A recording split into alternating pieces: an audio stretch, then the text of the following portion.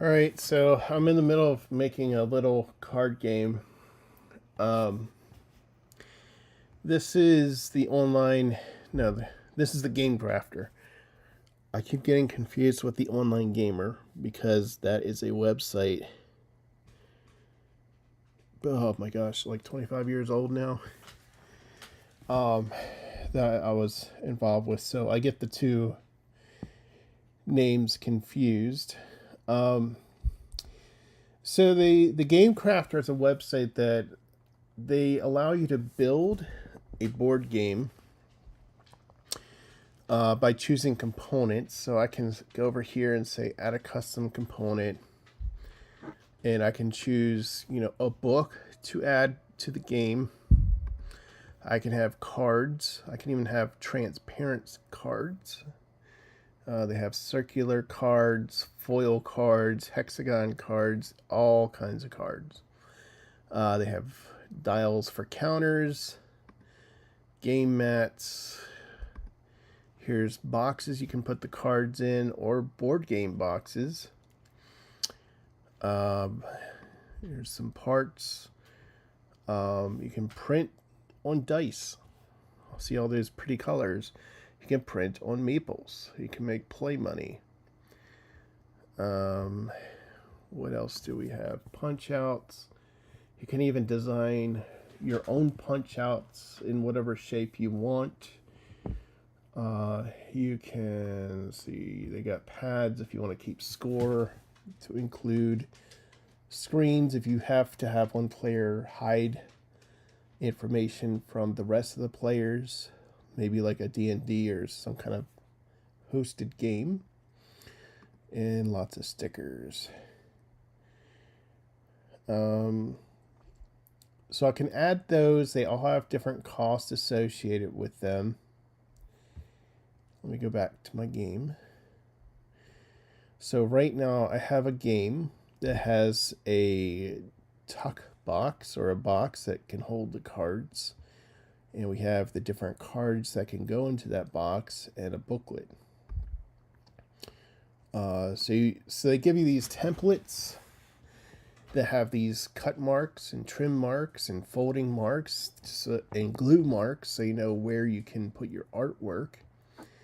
I'm not going to do proofing right now, but you can actually view some of these in 3 dimensions, so you can actually see it look, how it's going to look. Sorry, I'm just trying to change the... Why can't I zoom in? There we go. I need to use 2 hands for some reason.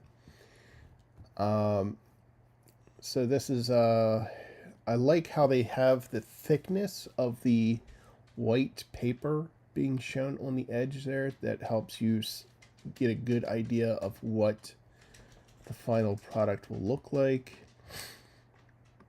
You can open the box, and you can close the box. So I actually put some artwork on the little flaps just for a little added bonus. Their templates don't show you the safe areas, but I was able to figure out where that was. When I talk about safe areas, we're talking about drift.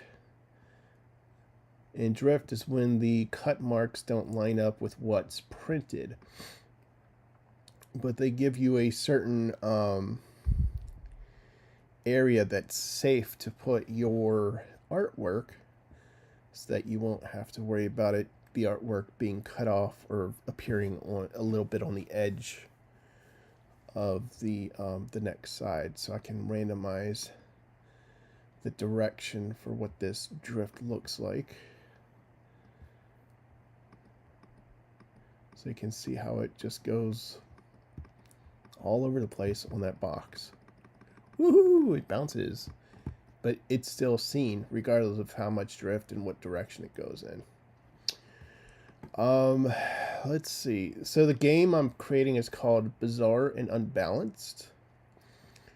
Right now, you can see down here it says regarding Cubicle 13. Wait a minute. Can I pan? I don't know if I can pan. Well, there you go. Regarding Cubicle 13, I have like a little set design and a name. I have to redo the artwork for this because I see, I don't know if you can tell, but I can tell there's this white outline. These are just JPEG artifacts. I know what it is. It's something to do with the compression of the original image that was created. And I had applied some coloring equalization. I automated it, so I didn't really pay attention to this area because it was hard to see, for one, and I wasn't looking for it. But it's an easy fix. Anyway, the game is called Bizarre and Unbalanced.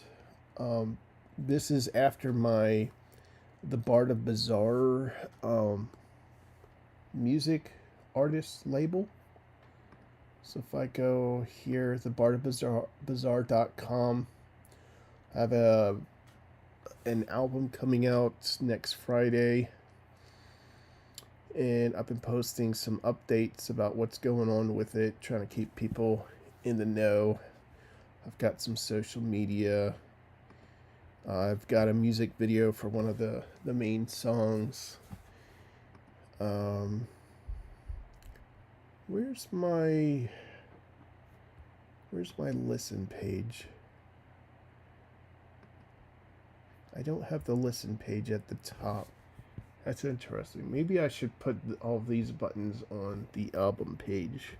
I think that would make more sense. But I'm going through DistroKid, so you have this hyperfollow page. Right now it's on Apple Music and iTunes. I did see it appear on Amazon already, but you can pre-save it for Spotify. You've got a little behind-the-scenes video of me talking a little bit about it. But yeah, so that is the Bard of Bizarre, and you'll notice I have my logo there. I did originally have my Hobo Clown as the brand icon, but once I created this Bard of Bizarre logo for the card game, I was like, okay, that's what I'm going to use for the musical brand, and then I could just have me as a person on the About Details page. So let's go back to the Game Crafter. Now I can't 3D view the other stuff. So it's almost like, why would you? Maybe the folio book, you could, but they're not going to let you do that. Well, no, they do that. Oh, I didn't notice that. Okay, that's new. And I can't change the background color or the lighting. So we can open it. And that is how it opens. Now, right now I have the same image on the front and the back. Please. Okay. It's a very good thing that I'm viewing it in 3D. Because the main thing I'm noticing is they're upside down.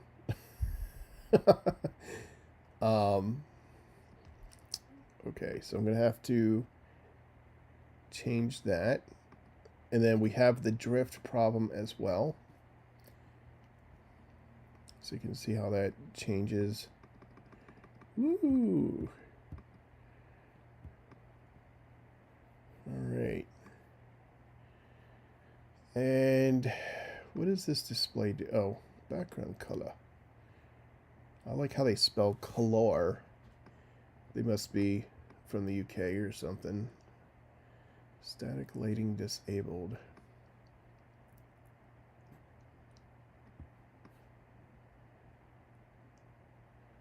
There we go. That's gonna really annoy me that it's set up that way. You'll see static, disabled, enabled. There's not much light to begin with. Color filter disabled. Oh, that's so you can see what's going to be printed at. We can open it all the way. We can close it all the way. Fun stuff. Okay. So does that mean I can do the same thing with the cards? I mean, the only thing I'd need to know about the cards is the orientation is the same with the front and the back. Decks, and I think they mentioned something about it. That's right. Print direct. Cards are made. Cards do not come sorted. They're in random order.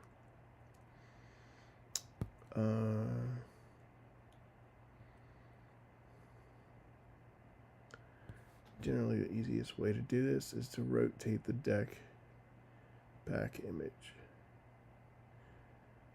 Yeah. So you can see how much it costs.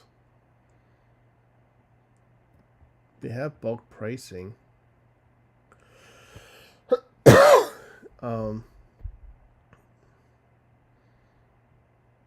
There's a meeple for scale. We can show you the cards. So the cards are pretty simple. The face just has an image, kind of like a flavor text that makes it funny, a funny thing to say about what you see. We've got the title at the top. We have the effect that the card has, and we have an optional effect that you can play. And there's not really much to this other than to tell people that they're doing great. This is an ally, so that little image up there, the sock puppet, is just represents allies. The chair icon in the lower left shows you what set this is from. The number in the lower right is the card number in that set. And then the circle at the top left, that tells you how much whelm is involved. So for allies, there's no whelm. All right. We have an office plant. What is this? Oh, a supportive intern.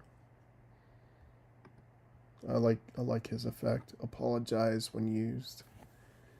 So if you redirect a burden to somebody else that tries to burden you, you have to apologize for doing it.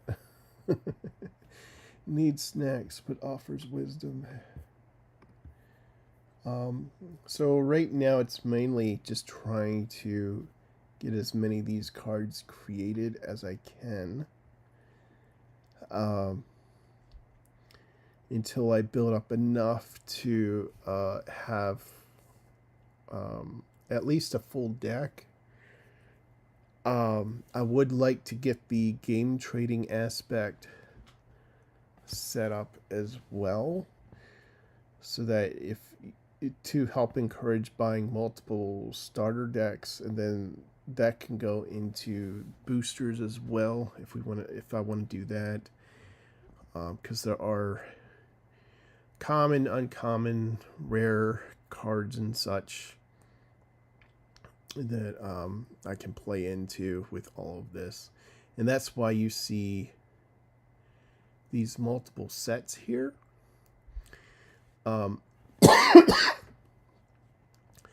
So we have common and uncommon and rare cards, but for the starter set, I need to make sure you have a certain number of burdens, a certain number of effects, events, tools, twists, allies, and escapes.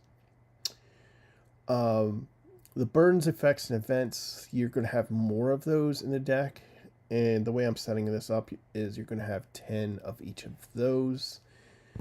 Whereas allies and escapes, as well as tools and twists, the combination of those two, there's going to be 10. If you go in here, you're going to see there's 3 categories for allies, and it goes up to 6. You're going to get 1 rare ally, 2 uncommon allies, and 3 common allies. Whereas the escapes, you're going to get 3 common escapes and 1 uncommon escape. So you've got a 60-40% of each one, 6 and 4 cards. You don't have to do the whole random rarity cards. It's just something I've added. You can just say, I want to include all cards so that every game that's purchased always has the same cards. If you buy 2 sets for 2 kids, they'll have the same exact cards. Then there's the option to have random cards or random cards with no duplicates. If I go random cards, this means you can have duplicates.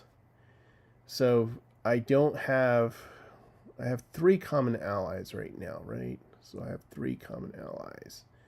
Let's just say we make one of these uncommon, right? So I only have 2 common allies. What this is going to do is, since they need 3 common allies, they're going to pick randomly between these 2. So you might have 3 Ghosts of HR, 3 Office Plants, one, or you might have 2 Ghosts of HR and 1 Office Plant, or 1 Ghost of HR and 2 Office Plants. So it's going to like randomize how it's going to select those. If I need random cards with no duplicates, well, it's going to say I've got enough for the Ghost of HR and the Office Plant, but I don't have enough to pick a 3rd common ally. And I think at that point, there will be no duplicates as long as there are cards in each class. So this kind of like gives you an idea. I think at this point, it may be forced to pick one of this and one of this, and because there's not a 3rd option, it'll pick a random one. So you won't have 3 Ghosts of HR or 3 Office Plants. You're only going to have 2 of one or the other. I don't know. I'm still wrapping my head around it. But that's just something I'm trying out. Right now I'm just trying to populate, just getting the cards. I do have a whole list. So I started out with ChatGPT making up all the rules and trying to hash out a game idea of the mechanics and everything. And I told it I wanted it to be funny and about absurd things and stuff and expandable. So right now the whole idea is for every album that I come out with, if I can come out with more albums, I could have a new expansion, either a starter deck on its own that's just fully for that album, or I could have boosters to add to the original starter set that came out for the Office stuff.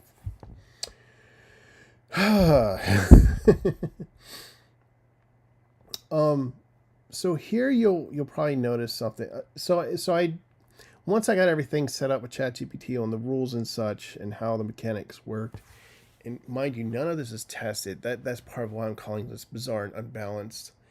I do have a person in town that he says he has a game store, and he says there are people that come there to play test their games. And so I'm thinking about going there one time to hang out, see what that's about, and see if anybody would be interested in play testing. Because I'm open to changing a lot of this stuff right now. But right now, it's just trying to get the artwork and the multitude of ideas. I'm using ChatGPT to help with the ideas, but I'm also using the lyrics for the ideas. There's lots of things. So I try to cheat here. So I was just trying to get ChatGPT to actually give me a lot of options for titles and flavors, effects, and optional effects, and even image descriptions. So I was hoping it would give me 52 cards, and that each card I could get 3 potential titles. So I was thinking of concepts. However, instead of giving me 3 titles for the same concept of a card, it created 3 different titles for 3 different cards. And then it gave me 3 different flavors for those 3 cards, for those 3 titles. 3 different effects for those 3 titles. And it mixed them up for each additional card. So you'll notice we have Nap Under Desk, but then Nap Under Desk goes here and here. It did the same thing with all these. So you see this goes from card number 1 to card number 18. That's because 11 of the cards were just randomizing the titles. The only difference I could see really was the whelm value kept changing, and I had no idea why. So here we are right now. So I'll show you what I do. I already created the random snack rush and the cubicle rewind. What I do is I have a final sheet here of what I have created so far. And so far I have 11 cards. I want to get 50. Is it 50? Wait a minute. I think it's 50. No. Yeah. Equals sum.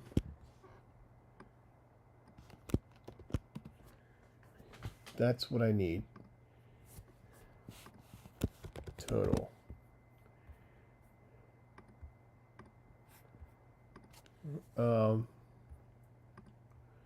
We can do that. So I'm going to need 50 cards minimum. On top of that, I need this many of each of those cards.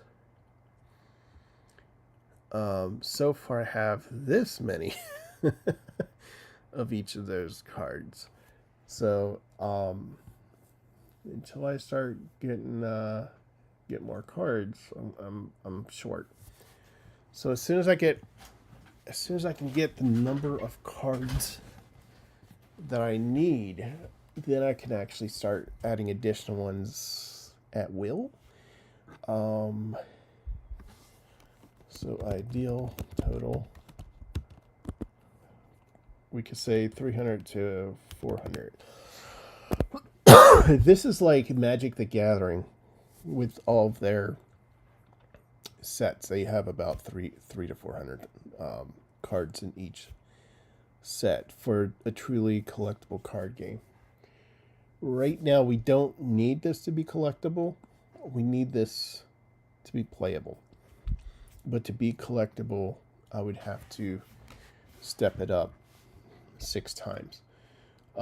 Most of the heavy work is done with the templates, with the graphic design.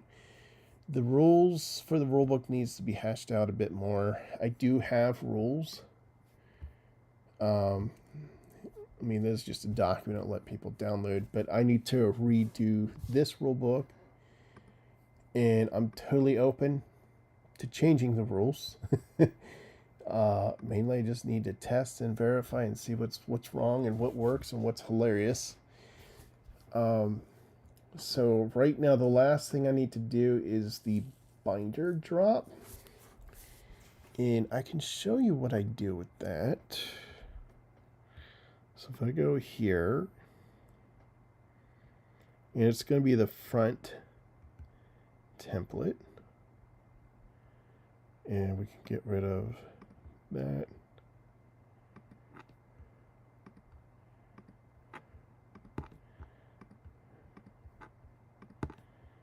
That's the chair. That's the logo again. Okay. So I'm on my layers, and what I usually do is I start with the text, and the title, and there's a special text layer here that I use, and binder, I have to start in the middle. Well, I have to start from the second character and later, otherwise, see the if the number here says 60, if that's different, then it takes the number from over there and changes everything on me. All right, so, oh, I misspelled it. Binder drop. And then now I have to go to my paths, select the top oval. So I don't actually have to show the top. Well, I should probably show it anyway because I will need it in another step. So now I'm back at the text layer, and I say text along path. There we go. I create a layer. Okay. And then I go back to the paths. Now I have a new path called binder drop, and I say fill paths. Fill. Now we no longer need to show that. We go back to our layer. I'm going to rename it to binder drop. I'm going to hide the normal text layer. Now I'm going to move this layer up.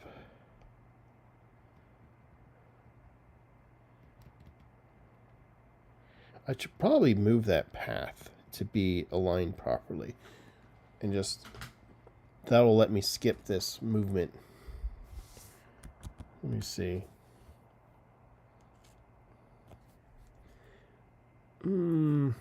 Yeah. Binder drop. Wait. We have that. I think I have to move them separate. I don't think I can move both the text and the path together. But let's go ahead and I think that's it. Then I can go here, the top oval. Then I have to change the move to a path. And it's the active path that's moving. Right?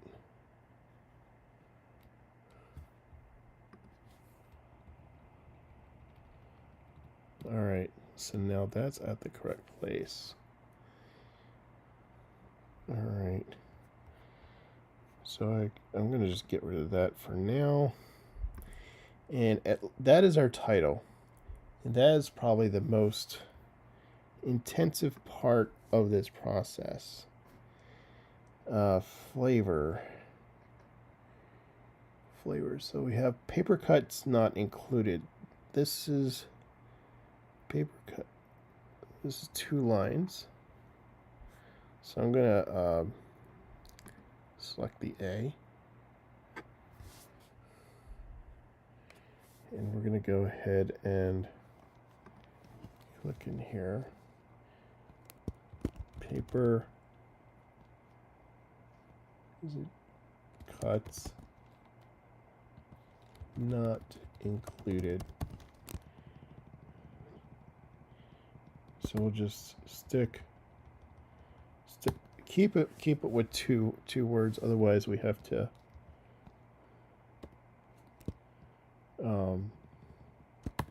do some weird alignment stuff. All right.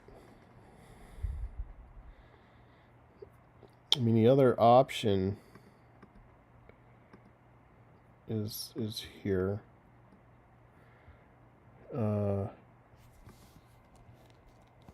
Paper cuts not included. See, I can't align the text vertically in the middle.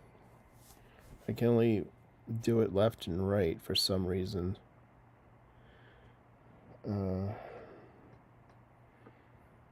So the question is, do I want That or that. I think I like that. Of course, panning is a pain in the butt. I think I'm going to delete the rest of these. Delete layers, because all we need is a 2 lines or 1 line here, and otherwise I'm just polluting the layers. Okay, so target player discards 2 cards. That's 4 lines. We have 4 lines. That's 3 lines. That's 4 lines.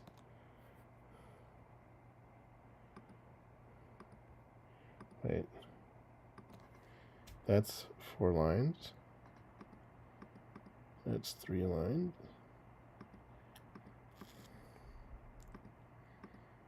One, two, I'm trying to see if I can delete a few of these. So delete a few of these. Okay. So that's 3. It's 4. 3. That should really be 1. Or 2, I mean. That's 4. And that's 4. Okay. So we'll delete these layers. And what did we say we wanted? Target player discards 2 cards. So we'll say target player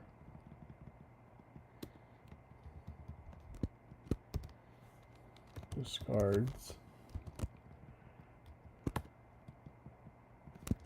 2 cards. That's simple. And now we get our optional effect. Can be used while standing.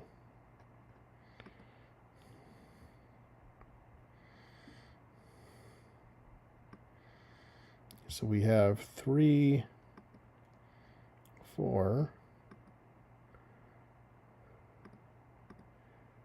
5. That's 3, 4,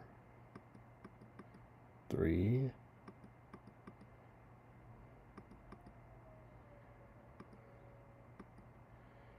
5.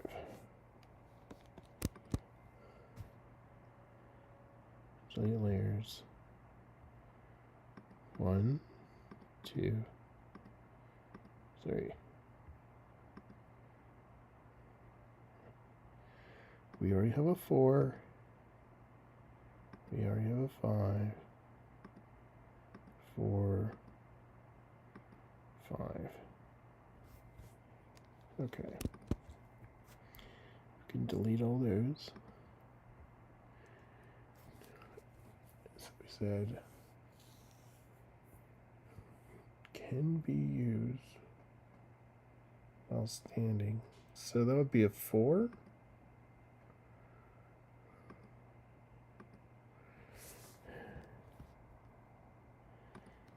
Can be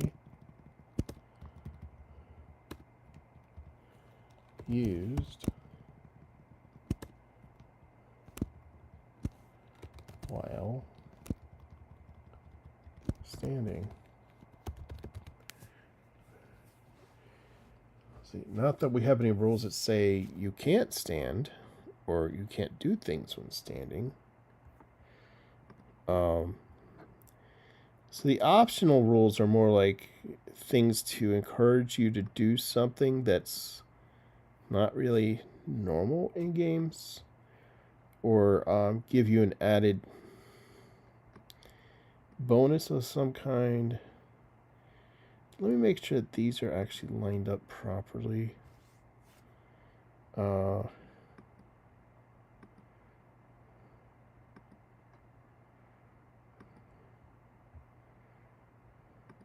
So I have these alignment layers that let me figure out things are in the proper areas.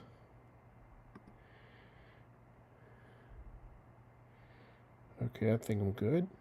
And then we can get rid of our alignment. Now this is going to be card number 13, or no, 12.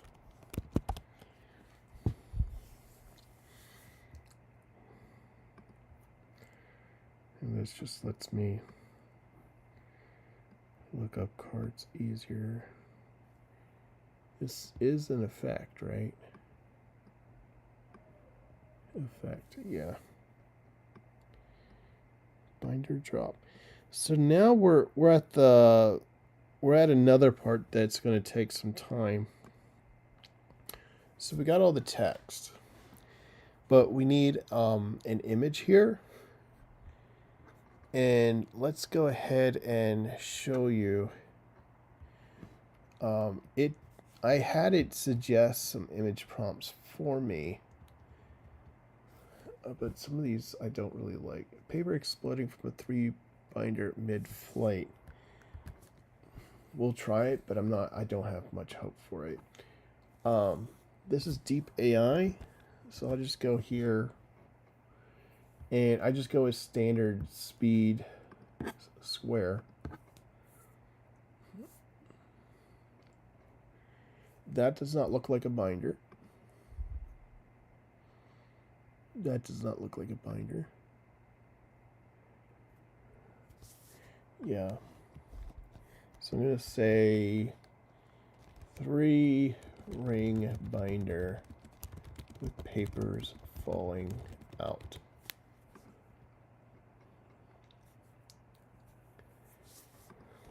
On floor. And I'm going with this logo concept image. This is better.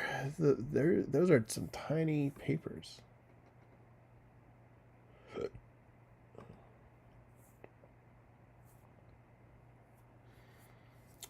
It doesn't seem to quite understand. So sometimes I'll go for quality. Maybe it'll change. No. 3-ring binder with hole punched paper falling out.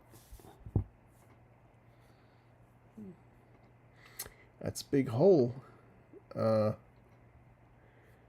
Yeah, so AI doesn't know what paper is or its relationship to a 3-ring binder or hole punched paper. So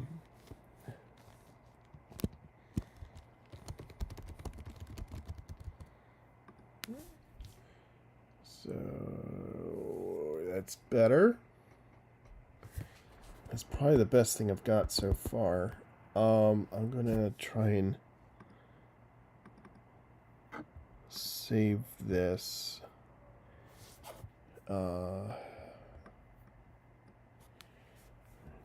Now I do pay for the service here, which lets me do the whole commercial license thing or whatever.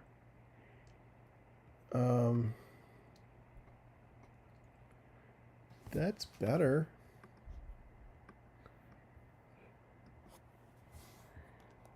I don't even know if we need 3-ring. What about a binder on floor with documents in a mess?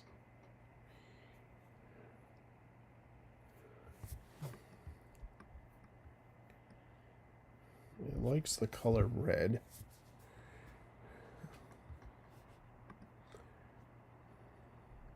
And this logo generator likes to make things look very pretty and pizzazzful, like this is the logo that represents your brand.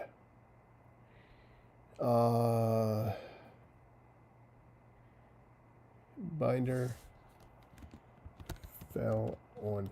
What about?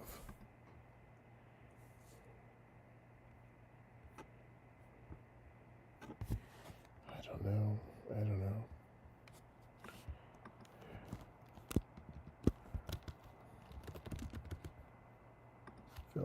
them on floor.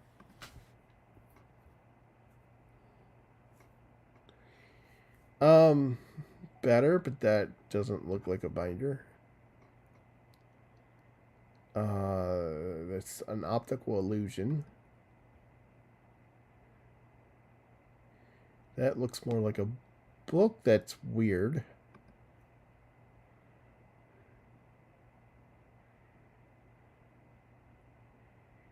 Trying to think if that's doable. I think I can work with that. So I'm gonna actually open with GIMP. So I'm gonna go ahead and move that. Okay.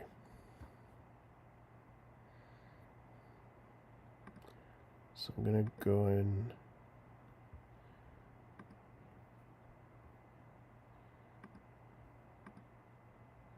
Oh, threshold is too high.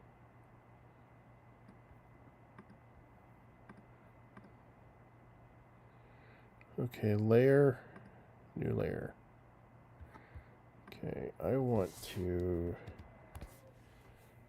change colors, but I'm just going with black for now, just so I can see some of this a little bit better. So I gotta go here, here.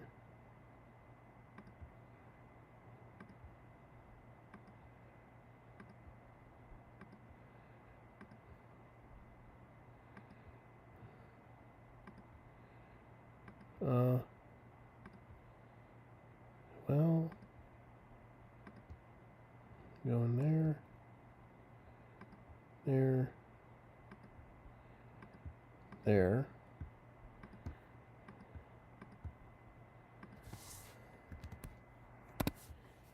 We've got all of that. And then, like, this is mostly what I usually do is I'm mostly editing images more than anything. So I've used Photoshop since about 95. I started out with something, I think it was like Big Cat or Electric Cat. I don't know what it was exactly. I just remember the brand, the cat. But I was always like making images and buttons.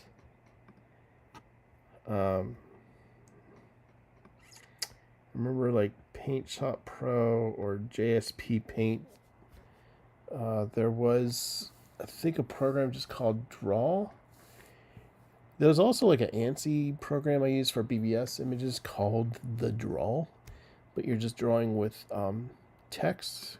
Quite interesting, but you could do animations and stuff for like login screens that look like pictures of like superheroes and stuff. But right now I have Photoshop on this, but I can't use it because my subscription ran out. So I'm just using GIMP for now. So I'm having to learn a lot of GIMP's nuances, and some of it just annoys me because I'm used to being able to do certain things, and GIMP feels a bit more manual. I think back in the day, I used to have plugins for Photoshop that could create drop shadows and stuff. And with this, you have to like create separate layers and blur the layers. Like you're doing everything manual. Unless there's just something I'm just not seeing it here. No, I like the idea of I could create my own plugins. I'm just not sure what's going on there. Light and shadow. So there is drop shadow. Is there a stroke though? So with Photoshop, it's like they have built in certain things into the layers themselves. So you can have a drop shadow effect or a stroke effect or a glow effect. And I'm just very much missing that quick ability to do that, because I could change the layer and that would update that effect on the layer. Whereas with the GIMP, you have to redo everything. All right, so we have our binder. I'm not too crazy about the colors.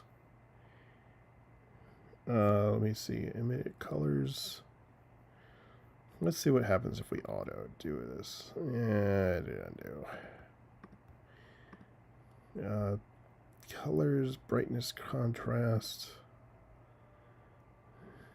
Here we go. I don't like the bluish black for the shadow. So I can do. There we go. But now I can just see the JPEG artifacts a bit more now, but it is what it is. So I want to change the background up here. So I've locked all the transparency. So I'm about to change. I don't get that. Why did that go away?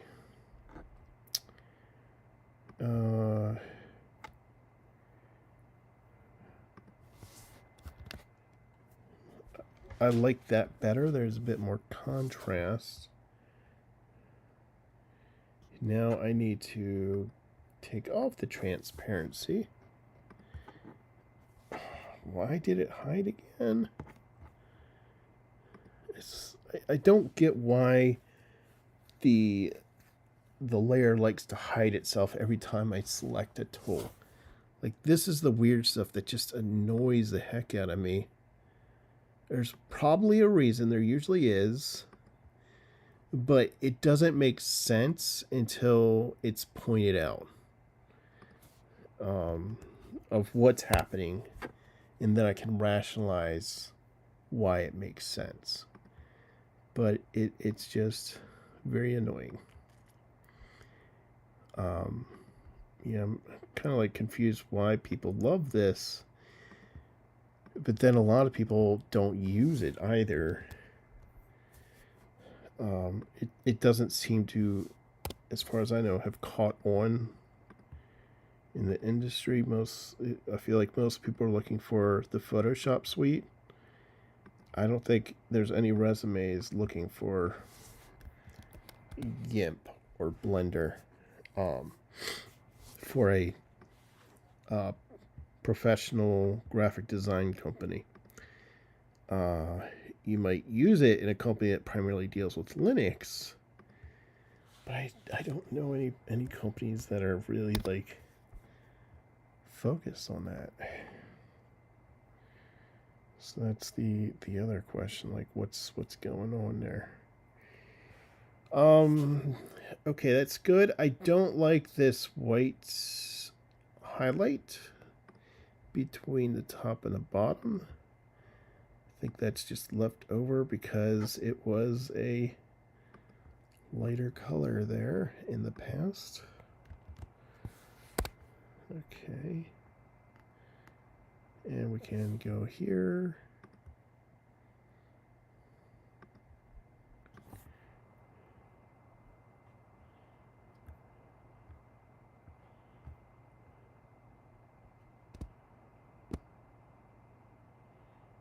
It looks flat enough to me. And I still see some bright edges. About here. Here.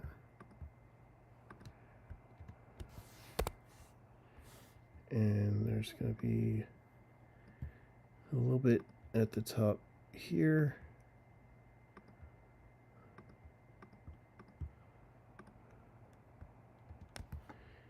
And a little bit here.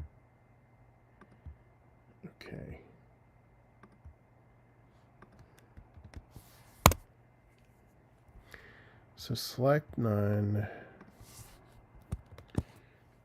Okay, I think we have our image.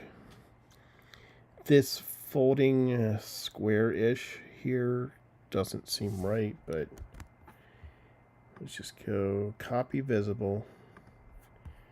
And now I can go here, paste that in there. And that's about centered. And now I will resize it around the center. There we go.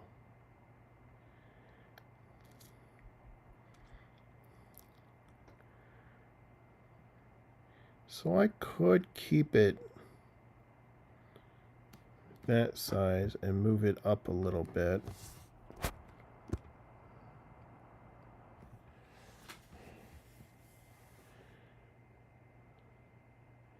I think that's good. So now this is in effect. And let me make sure what card this is. This is card 12. Okay, I think everything looks good. So I'll just save the template and then I'll just export. And this is going to go in cards final. Usually I say export it here. Because once you export it, they all export with the same. I have something going on over here. Export. It's all fine. Yeah, sure.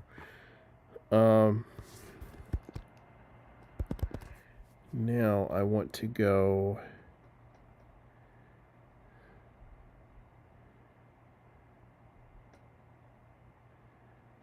front template. Where's the fonts? It's not fonts. It's cards final. Here we go. It's an effect. It's called binder drop phase 1. These names mean something. What's in the square brackets? Now that I have the common uncommon, I need to see if I can change that. Let me actually look that up. The Game Crafter file naming conventions.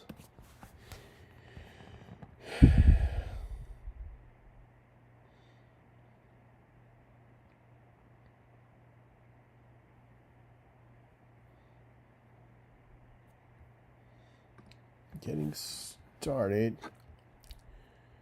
Before you begin, intellectual property, product catalog, templates, artwork, designer tips, no reprints for issues caused by user error, saving images, make a new game project. Okay, they don't mention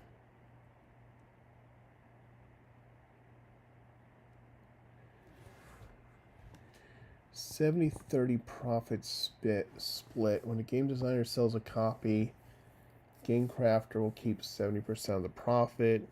Or no. When a game designer sells a copy, they keep 70% of the profit, and the Game Crafter gets 30%. In the venture board game industry, it's standard that the distributor of game takes 30% of the game's sale price, and retailer take 40%. That leaves the original game designer with only 30% left for profit.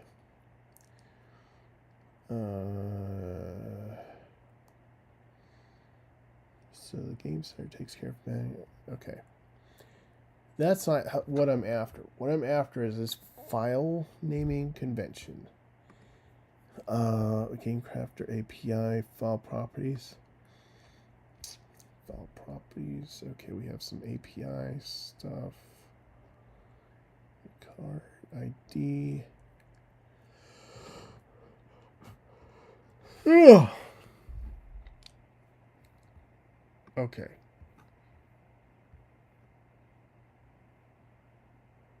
File naming conventions for published games. No, and that's a different place.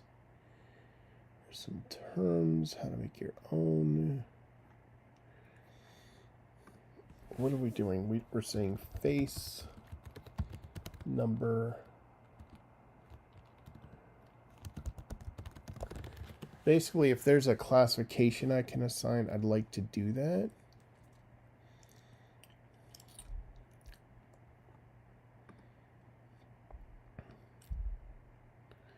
For files uploaded, you'll be giving each file a unique name during the upload process or within your design. Whichever changes first.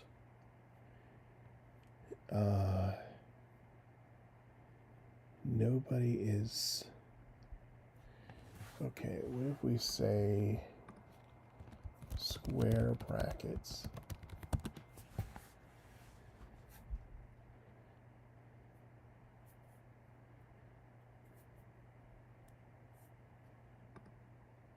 Face, comma, quantity.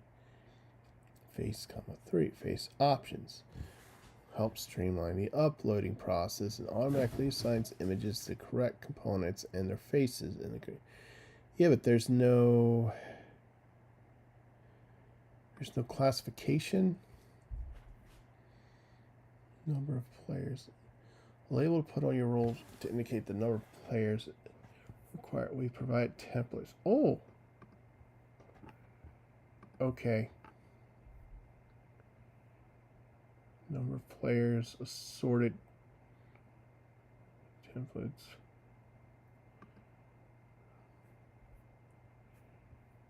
Those don't help me at all. Is that the same one? Those don't help. Hex grid. It's not helpful. So minimum player age. Why does it look so ugly?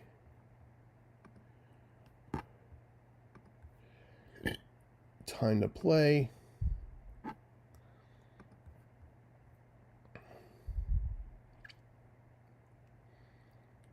Resources.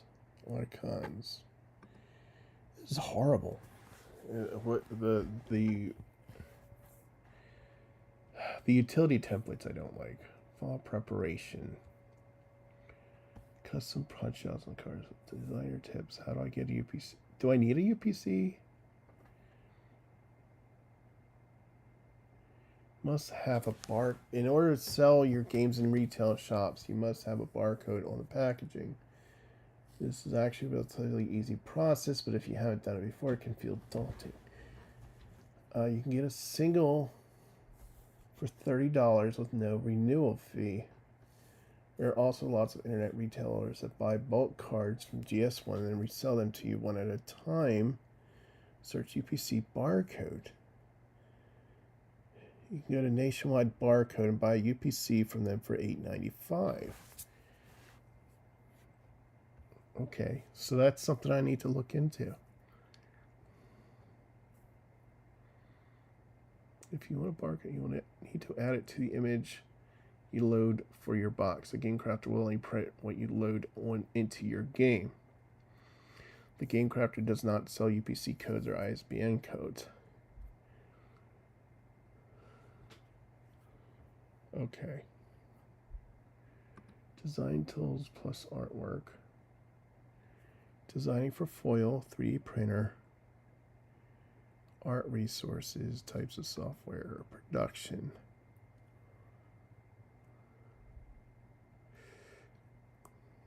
What am I looking at category for? Cards. Oh, now this would have been definitely helpful. Let me show you what I'm seeing. This would have been awesome if I had that to begin with. Plus a meeple. They need a meeple here for scale.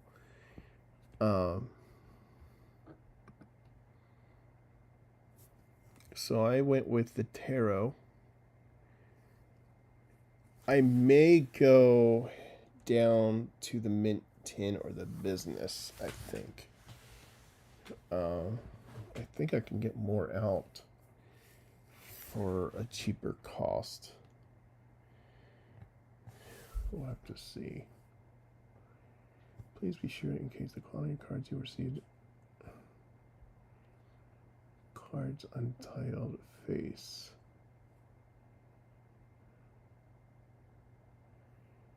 Is this how you do it? Horizontal cards, which for both sides of the card to be oriented. So front face is A. Okay, I see what's going on.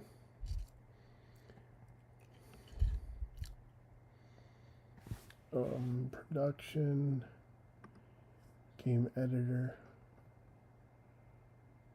custom printed meeples, embedded games, color filter. How do I keep seeing by my game stats? Any game parts with designer Cersei. So I still have to get a UPC. Advanced formatting, automatic pricing, edit game parts, file preparation, templates.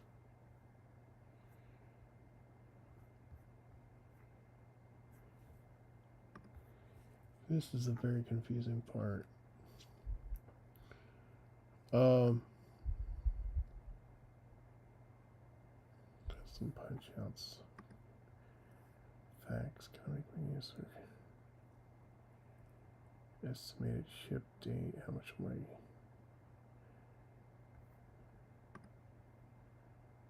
Standard foil card, selecting card size for the deck. Pricing, selecting a box.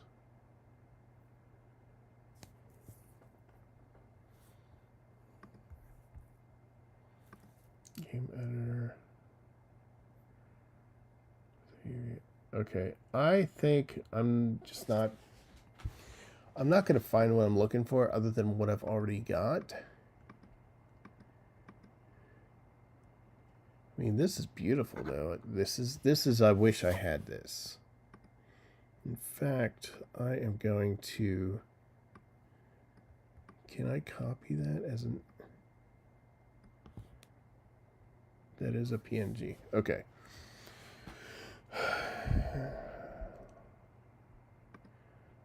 Because I keep going to file preparation.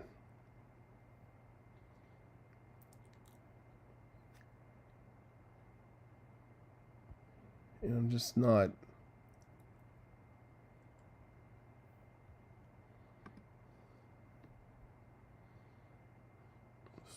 File types. Creating clear cards. I can't upload my files. So let me how to make and order custom. How to make horizontal cards. Sync with spine.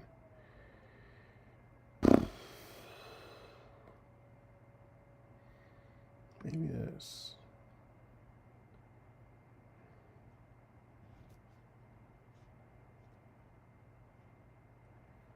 What is this? Designer tips.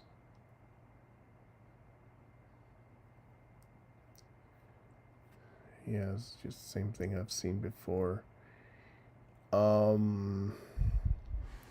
Yeah, I'm not getting anywhere with what I'm looking for.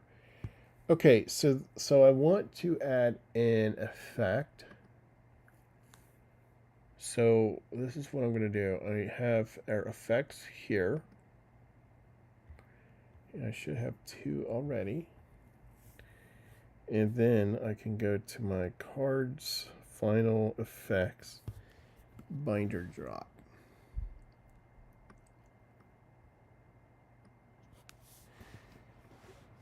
Okay. And then I look here. That looks good.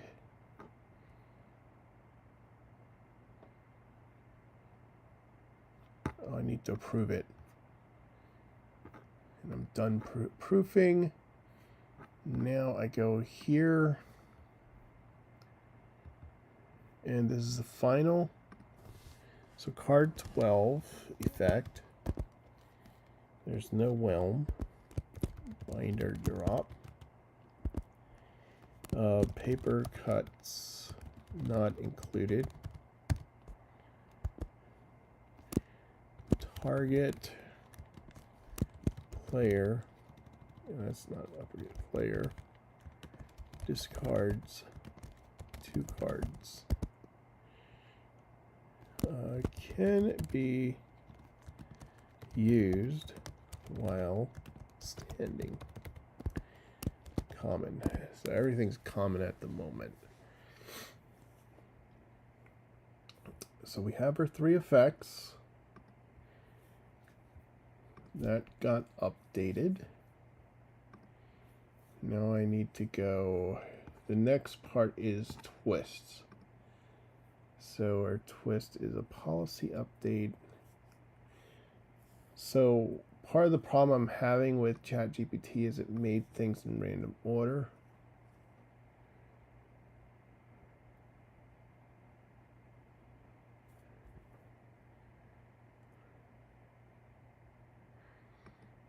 I think this is good.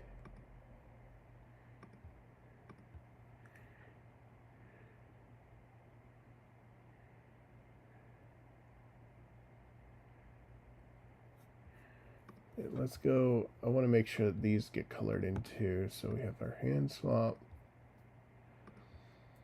So the mandatory meeting should be an email. Surprise, everything is worse now is a result of a hand swap, I think. And swap hands with a player. That's definitely a hand swap. Change turn order. Or discount down to 3 cards. So policy meeting and mandatory meeting. I think the mandatory meeting is a change in order. Because the policy update, I think, would make more sense here. Policy update discard. Speak only in office buzzwords. Narrate your confusion or shuffle. Hand swap.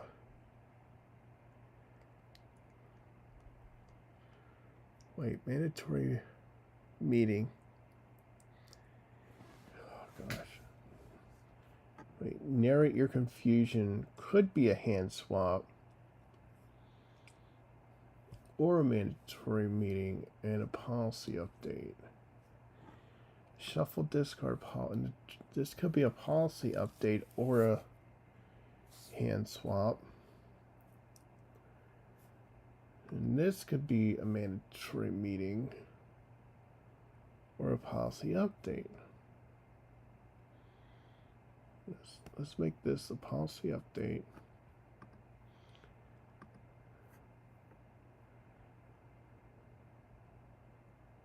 And the hand swap will make the discard shuffled into the draw pile.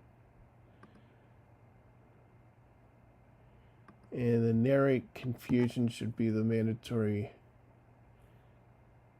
meeting. Right? Wait, unless we make it the policy update and swap the buzzwords with the meeting.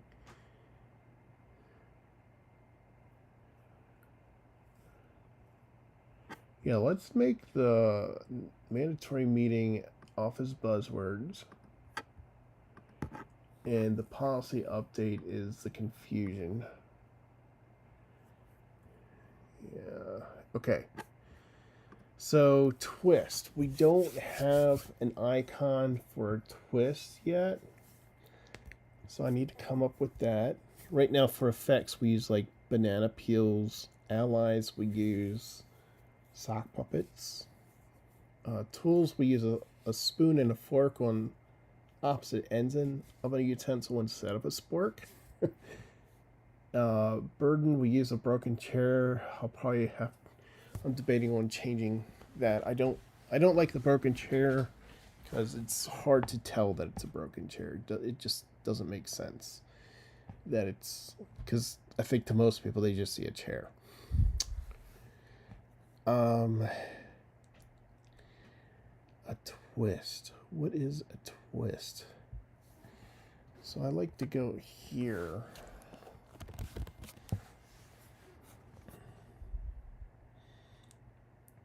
Logo ideas. Okay.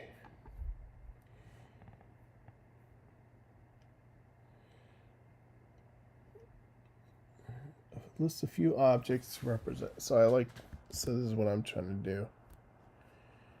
To represent a twist in a game.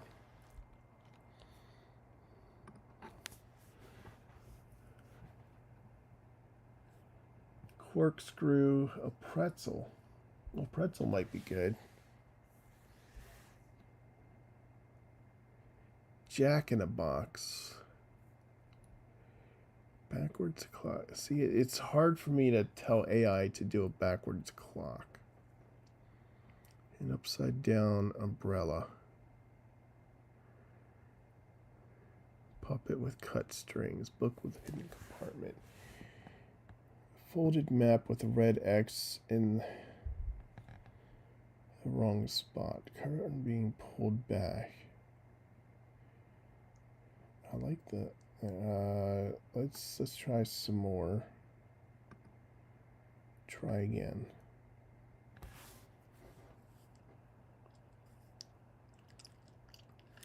A Mobius strip. We already have. What happened?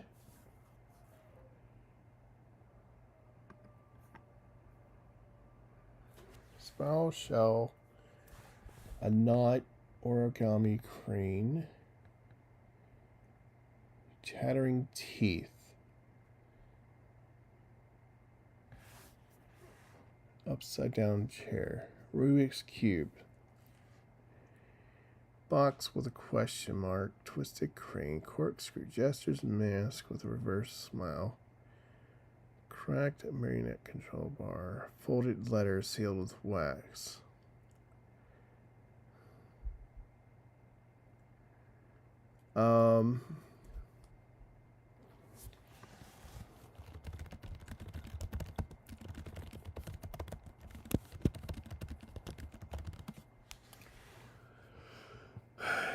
Corkscrew spiral, Jack in the box.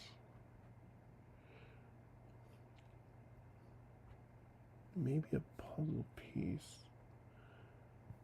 Versatile jacket, a pretzel. The pretzel's coming up again. The mustache might be ideal. Well,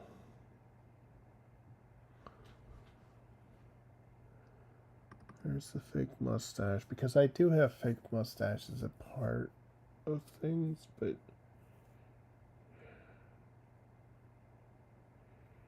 torn playing card, torn map, corkscrew, slinky. The problem is I need to make sure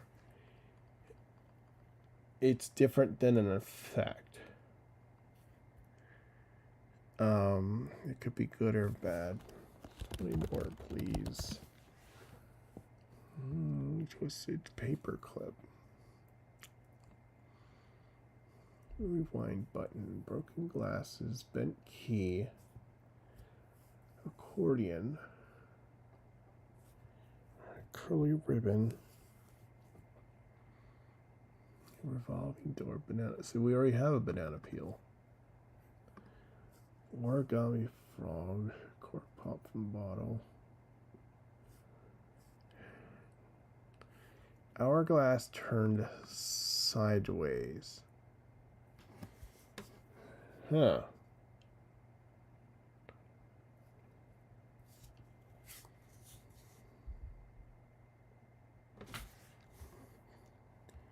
see, 20 more, but make them funny.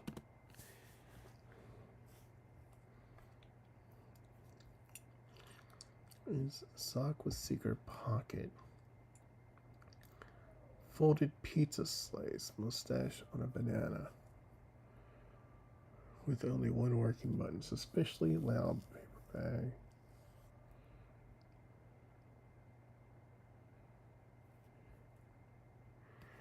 Teacup wearing sunglasses. Hamster wheel with no exit.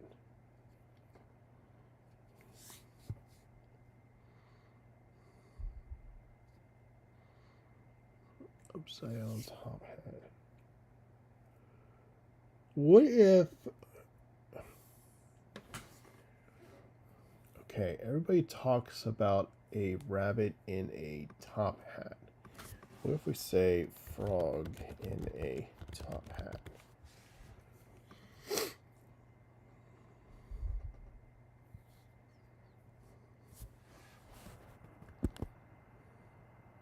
Well, that's a frog wearing a top hat. That's not what I was thinking. Let me see. Where's my card types?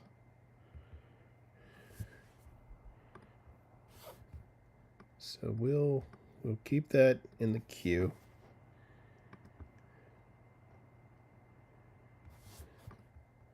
It's going after the same thing inside a top hat.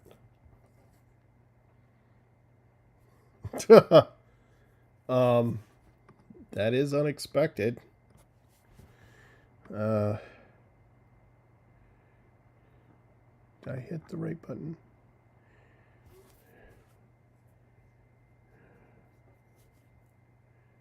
Submit.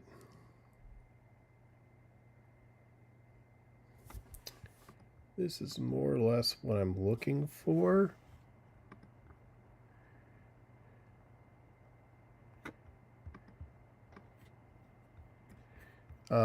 Inside a top hat, wearing bunny ears. What if I do that?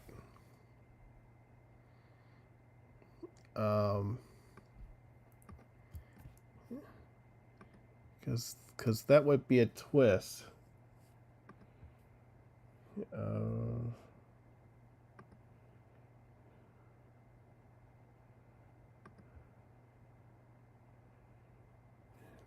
That's just not working. Inside of a top hat,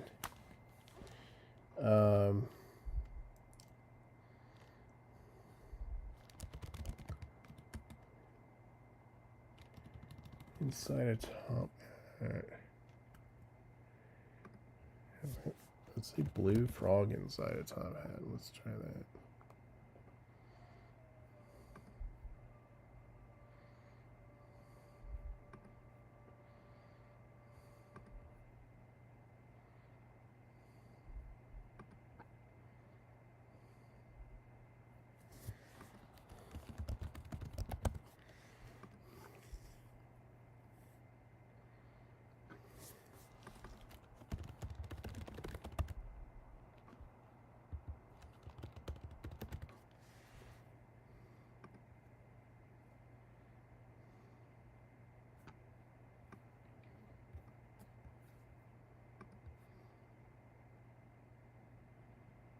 Oh, a little bit of hallucination there. I like his pose there.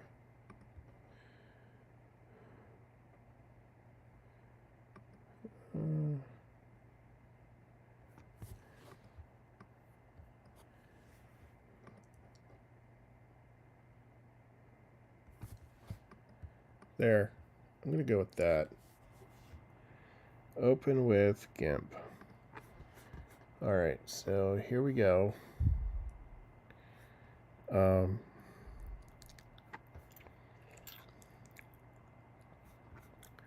we're going to grab all that.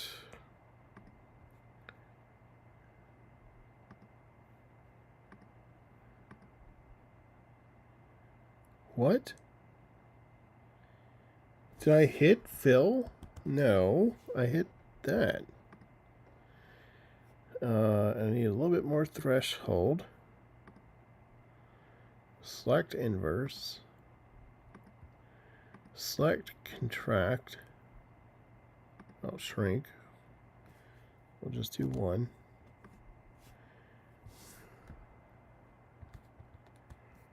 Okay, we have a new layer. Okay. Select none. Okay, it looks like it's pretty tight. So I'm gonna just copy that. And we're gonna go up to our miscellaneous guides, stuff, set.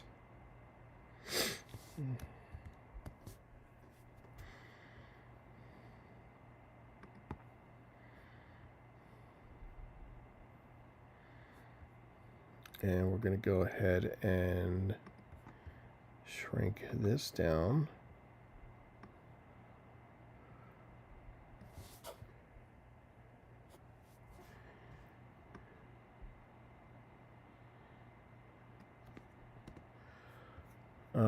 I'm not even sure we need the shadow on the hat itself.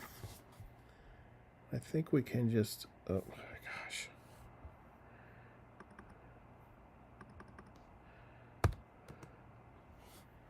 Okay, I think we can just go down here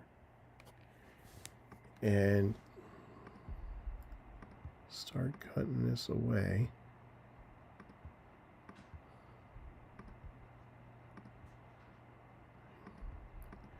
Because I have no need for that. Select, deselect, J.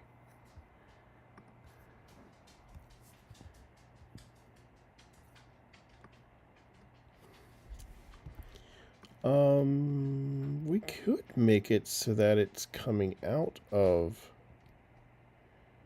here.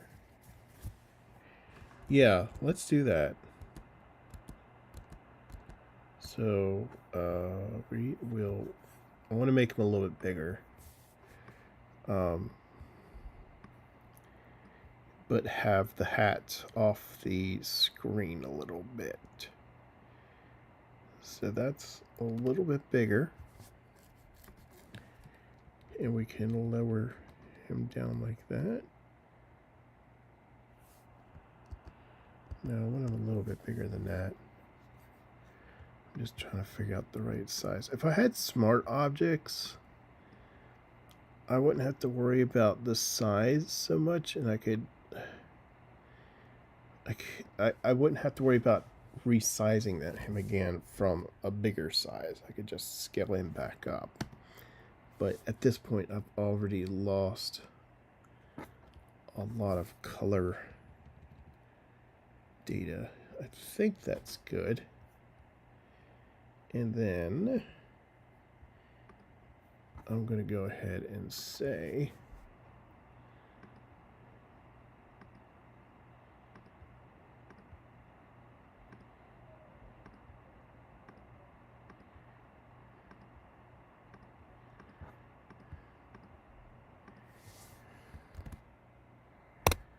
select none. So this is a twist. Twist, frog, and magician hat.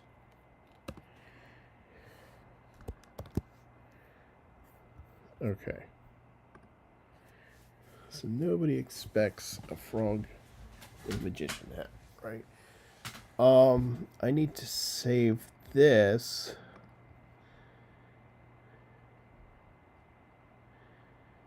Export as frog in magician hat.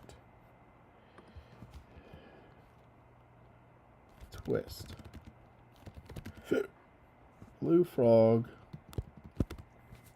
in magician hat. Oh, wait a minute.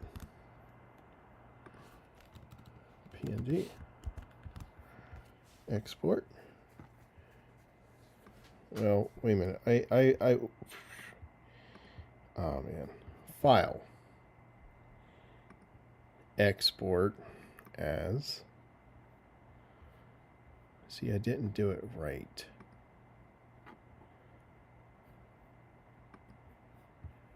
Why?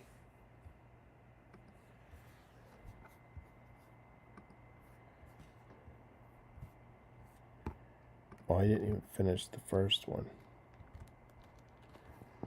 Export. And there's a window over there. Okay. Now I need to save as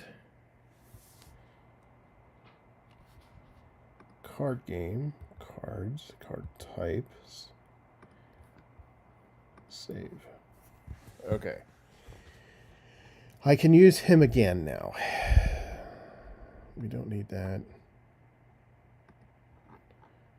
All right.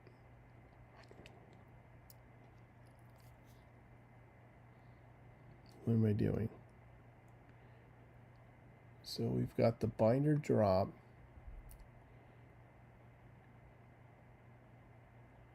Oh, we haven't done anything yet. Okay. So now all we did was create a new card type, and that's basically what we were after. So now we have to go after our text. So we have our title.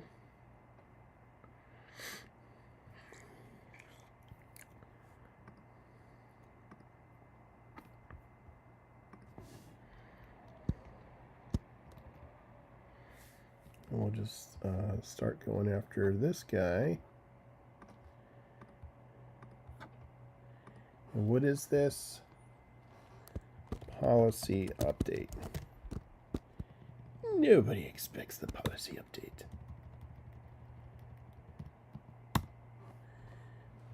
All right.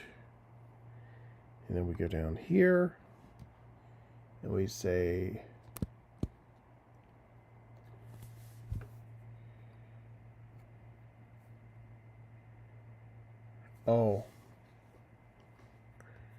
oh, wait a minute. So I'm looking here and hoped you liked your hand. This should go with hand swap. And surprised everything's worse now should be the policy update. That makes more sense. So surprised everything's worse now. It should go with the policy update. So let's go back down here. Surprise. Wait a minute.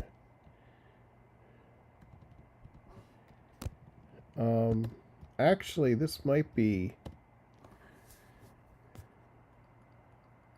everything's worse. I think there's 2 lines. So let's take away the single line.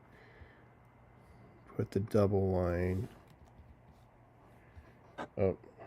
I'll say surprise.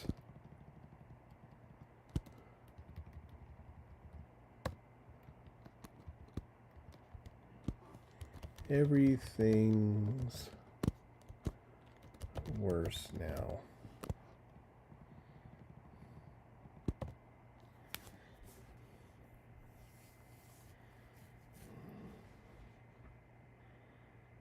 Okay.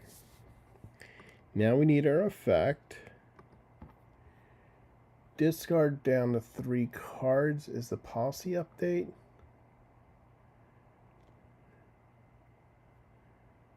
Yeah.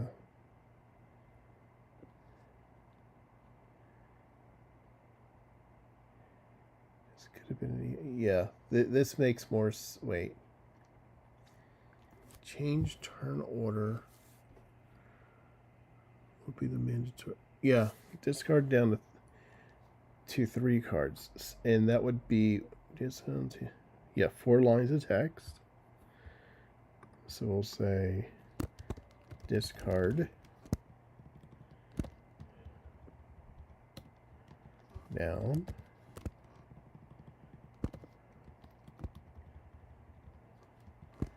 Two, three cards. Okay, policy update. And then must narrate your confusion. 4 lines. Must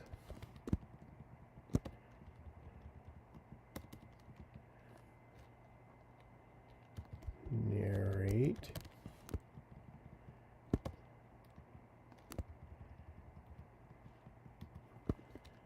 your confusion. Okay, and then we're at card number 13.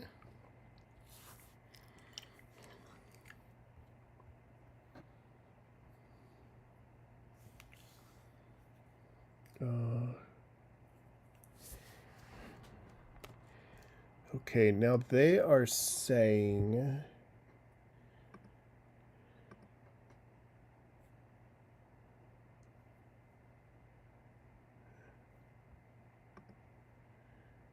all players wearing dunce caps while the rules melt. That's not a good image prompt. So what I'm going to do is I'm just going to say melting policy document.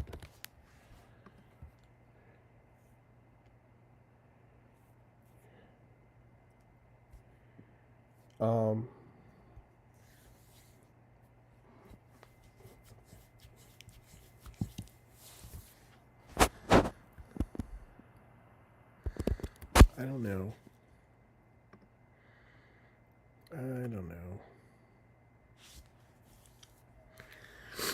Card images.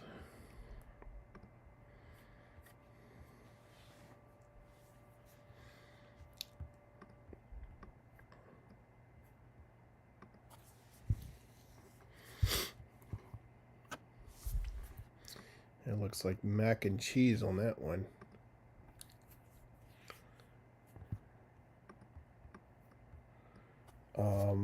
How about this?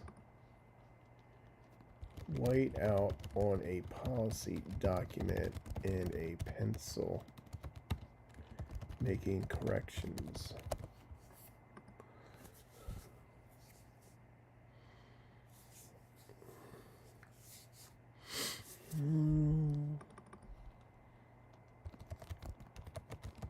They can't even spell policy.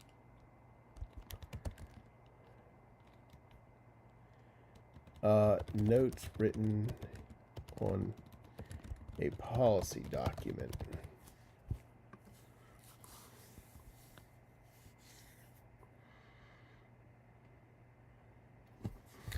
That's interesting.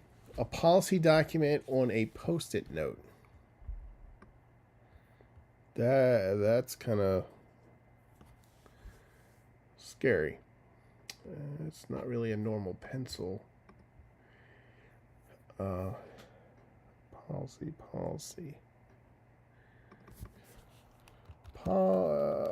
Policy document written in crayon.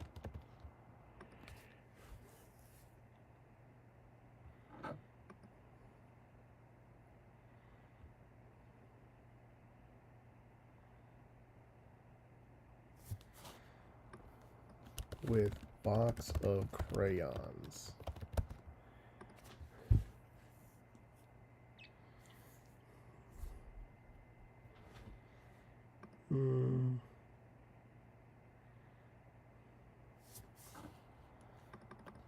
Handwritten policy document in pencil.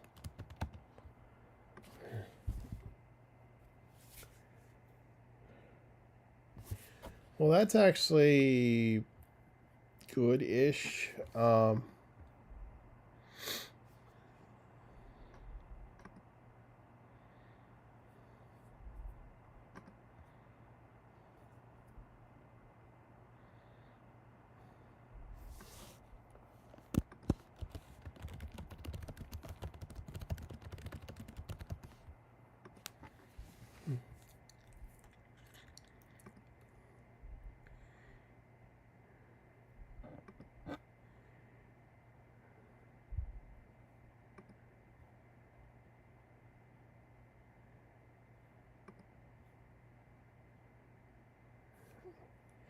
Okay.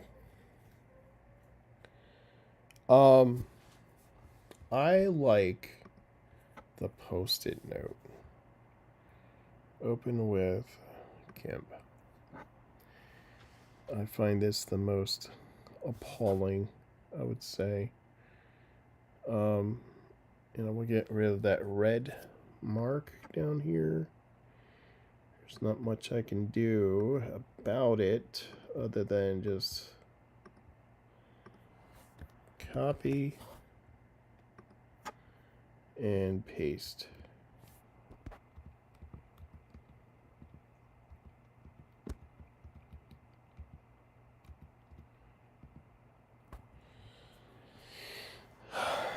Okay.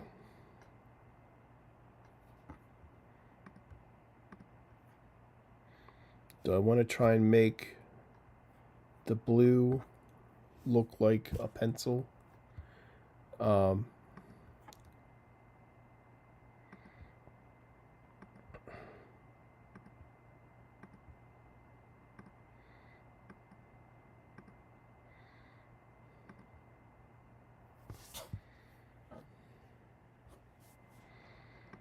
Let's see.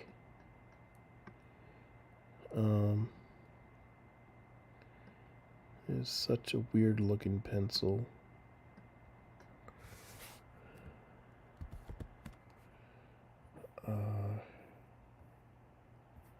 Select none colors.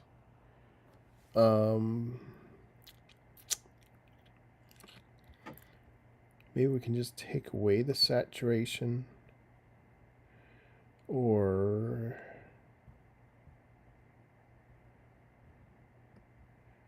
wait a minute. Take away the blue?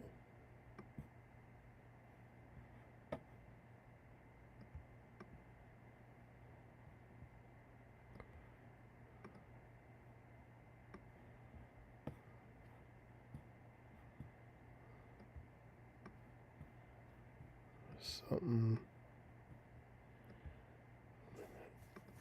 red.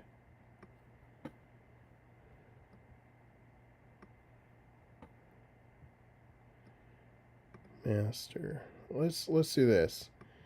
We need it to be a somewhere near red, orange. Okay, and now we can make it lighter.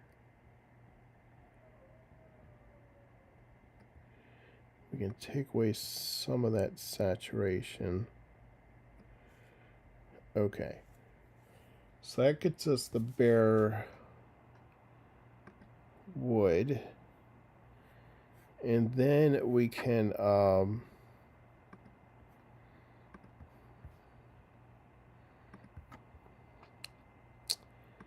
make the point.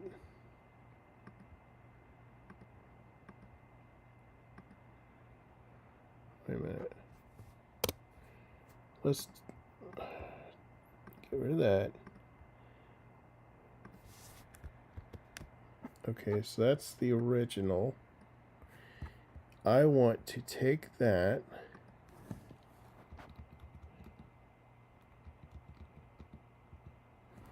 and I want to resize it.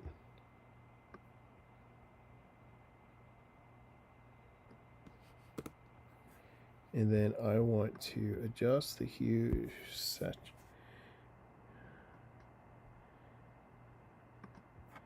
Yeah, well, we don't want saturation. We want to start making it a little bit darker. There we go.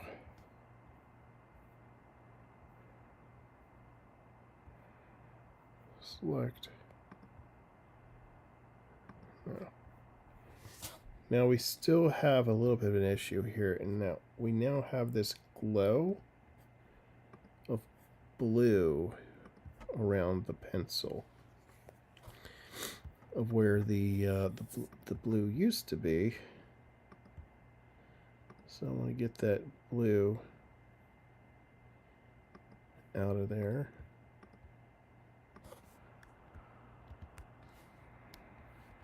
And I want a shadow is here. So we can go here, here.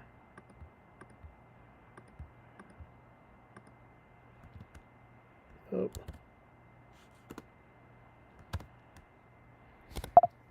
Select none. That looks better-ish.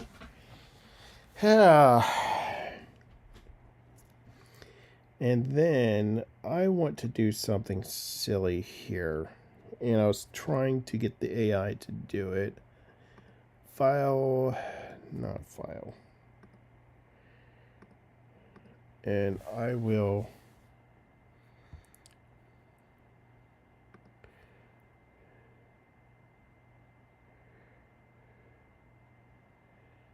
what I want to do is say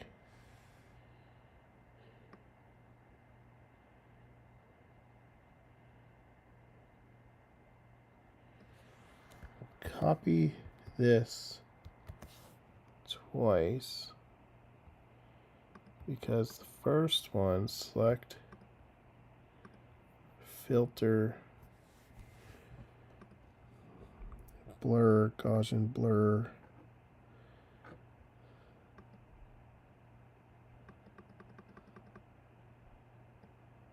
I'm not seeing what I want to see.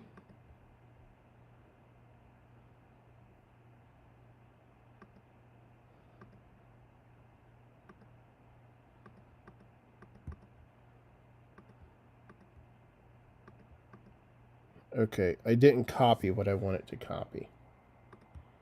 That's the problem.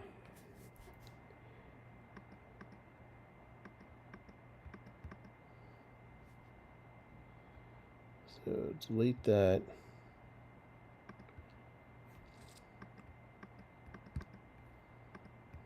Delete that.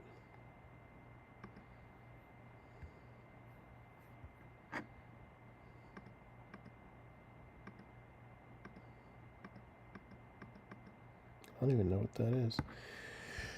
Okay, so we've got this layer.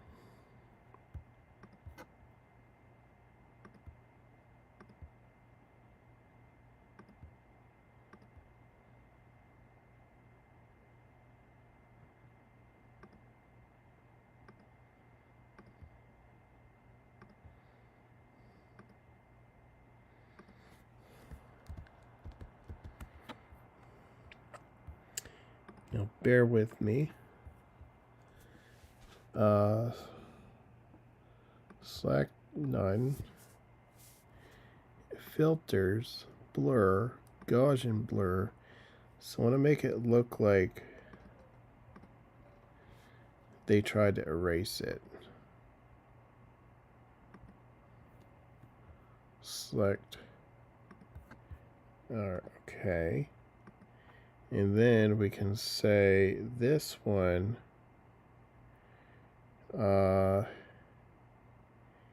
can I adjust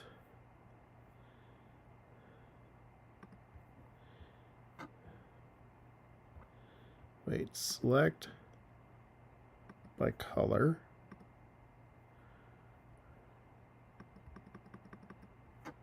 Select by colors. We're going to try that again.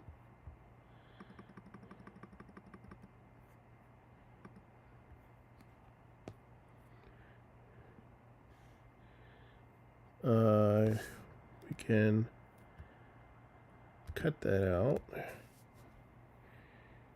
All right. And then I want to do that. Select none. I want to change this to like a red color.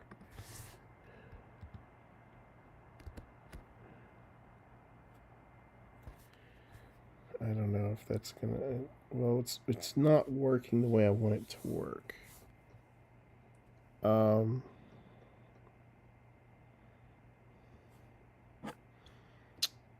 Layer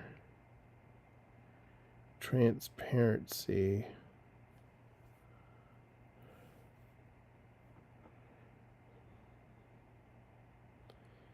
color to alpha. Cancel.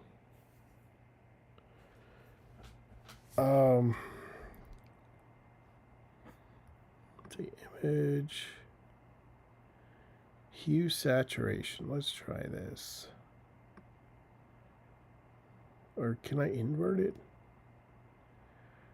Okay. Colors. Hue saturation.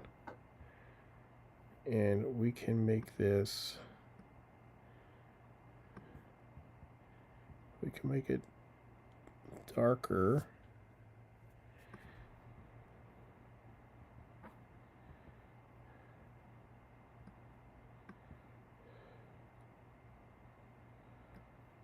Saturation. Okay. The problem I'm having is the edges.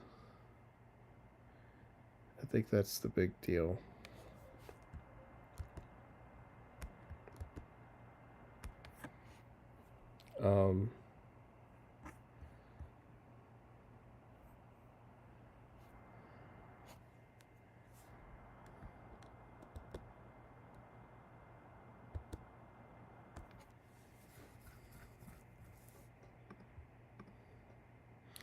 All right, so what we can do is we can make it look like it's been kind of written in there by like an angle.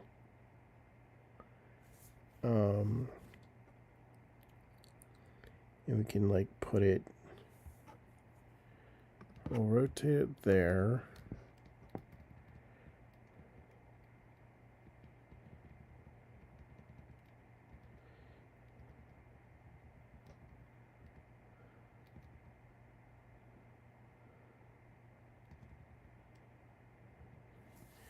And instead of normal, because we still have that light area, we'll just say darken only.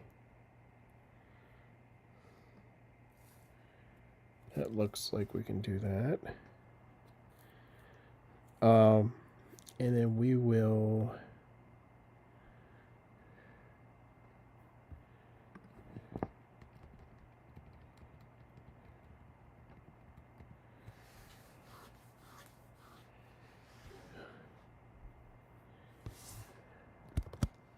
I think that's enough to actually make it look like something changed there, at least.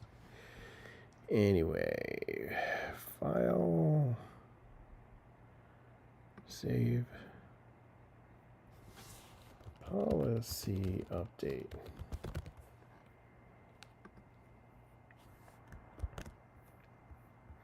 Select none, select edit, copy visible. How about that? Now we go down to our image.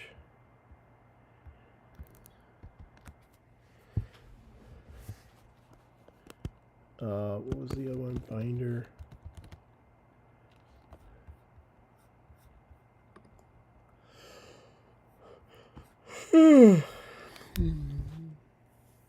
Binder drop.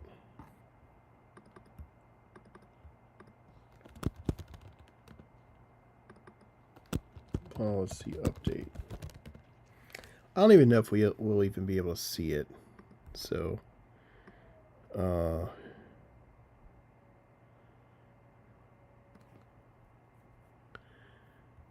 let's go ahead and scale it down.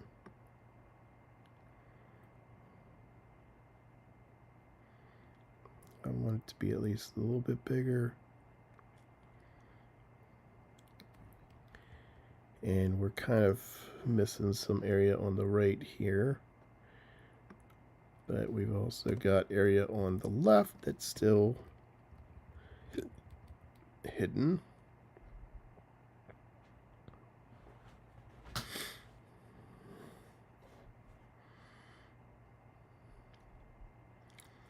Okay, so final. Do we have a 13? Yes. I think we're good for this now. File, save, file, export. So now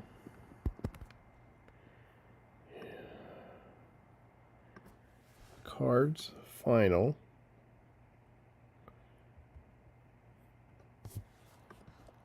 Twist. So now I need to say cards twist.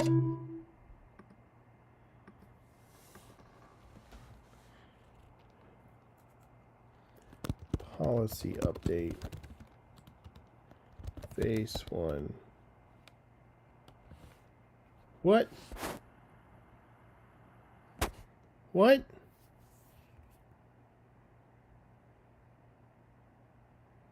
That's not what I want. That's not what I want.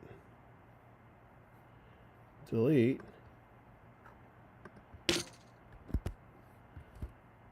File. Is this still being saved? Where is this being saved at? Here. Okay. So file. Export as. It's because I did the last. Wait. I don't know what is going on.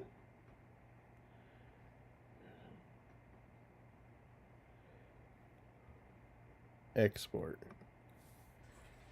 Replace.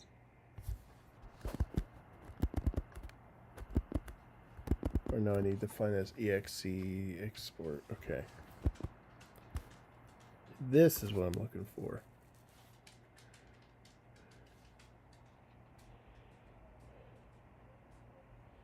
This is the twist.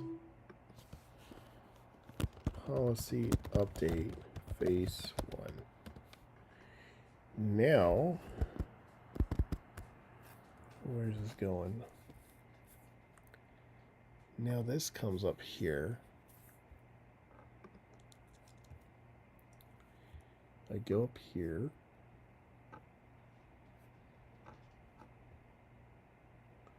Tools and twists.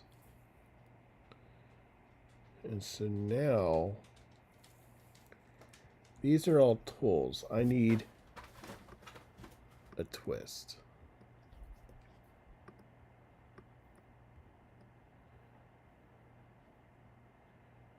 No, this is a common twist. Policy update. I go here. Everything's worse now. Discard down to 3 cards. Must narrate your confusion. Approve.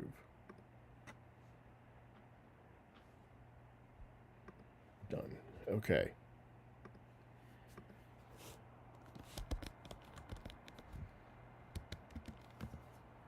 I think I'm just gonna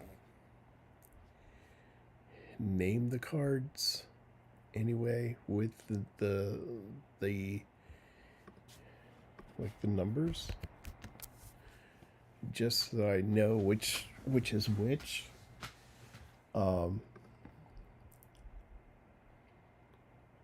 Is this 3?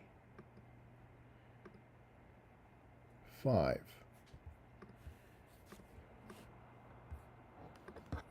Okay, so, and this is a tool. So I'm gonna say move tools.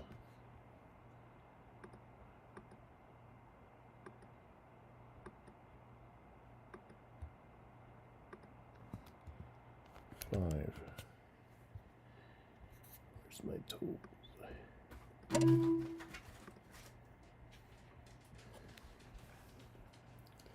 Emergency sticky note is 4. So where's my emergency sticky note?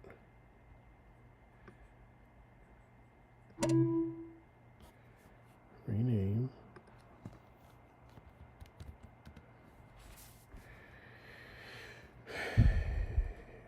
And there's a coffee ring of power. I'm going to assume that's a 3. No, it's a 6. What a surprise. That's a 2. Okay. Done proofing.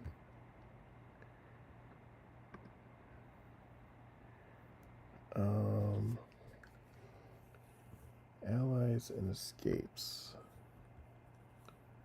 So we have Ghost of HR is an ally. Folder.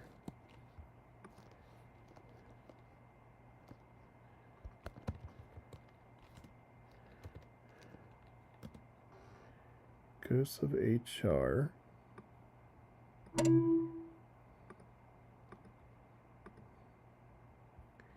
There's number 9. Done.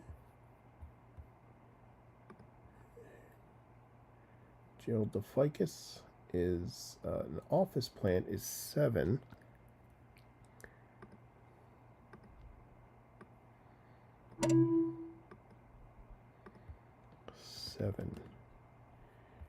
Done. And we have the supportive intern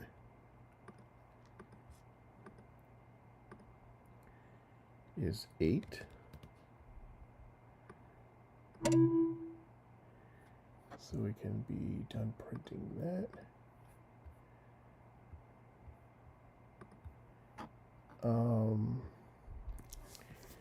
Coffee betrayal. That sounds like a burden. There we go. Coffee betrayal. Is that number 1? It's number 3. So new folder. Burdens.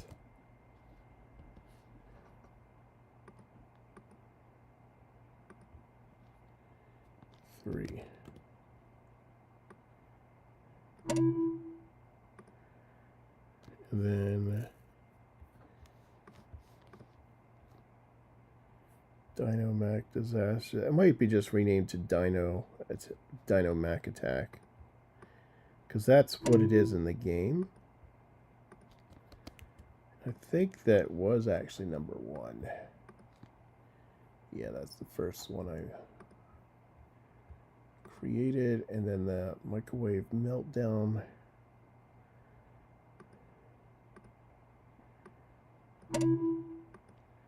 It's number 2.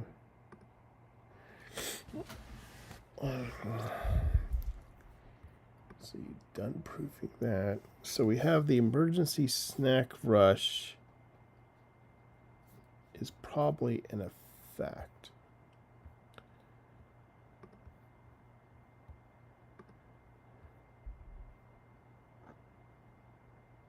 There we go. Number 10.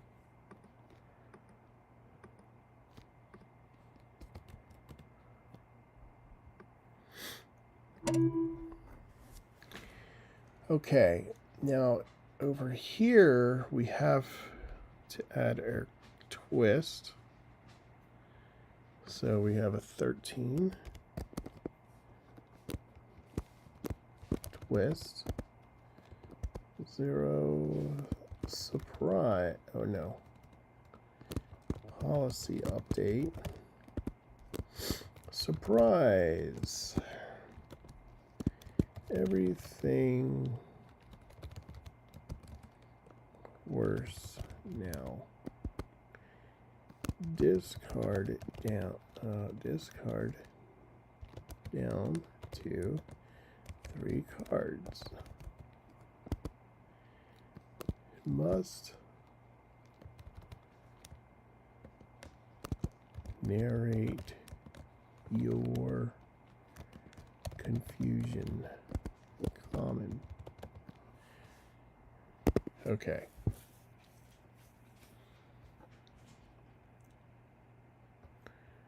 How many cards do we have? Boop-a-doo. We've got 13 total. So we're 26% of the way. We're a quarter of the way there.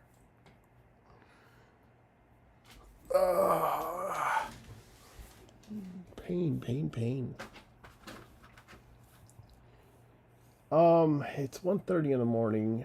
I have to dress up as a clown tomorrow for our Christmas in July event, which means I got the correct pink grease paint in time. I'm going with Miron. That's the brand.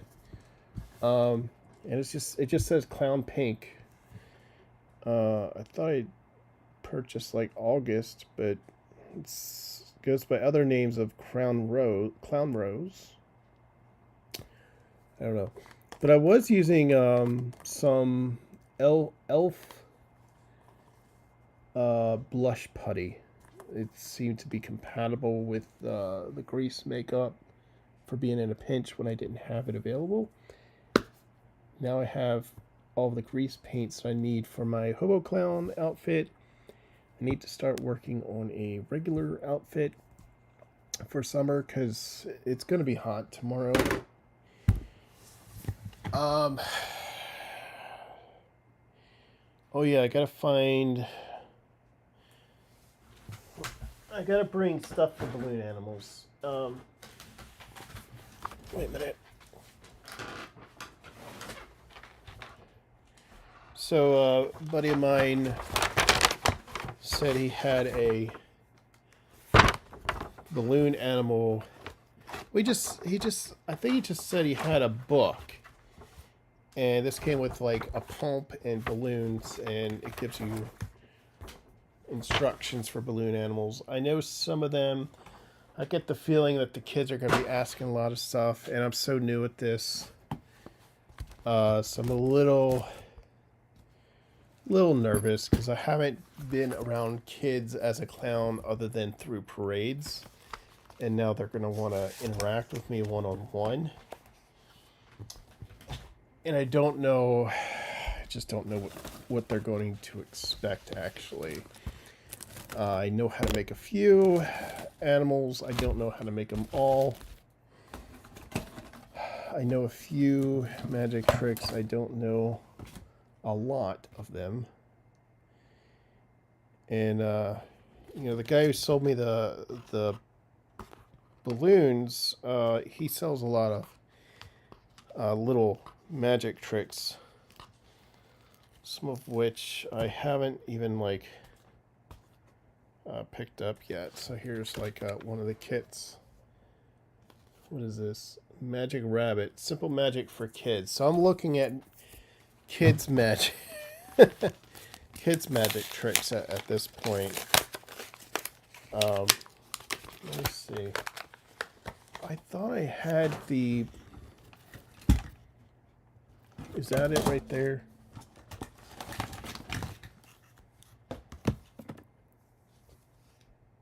No, that's not it.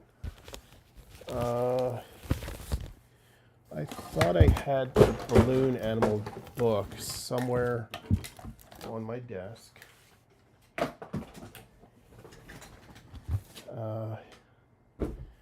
See, a book about dogs. Old times, songs, jokes, and stories. Okay.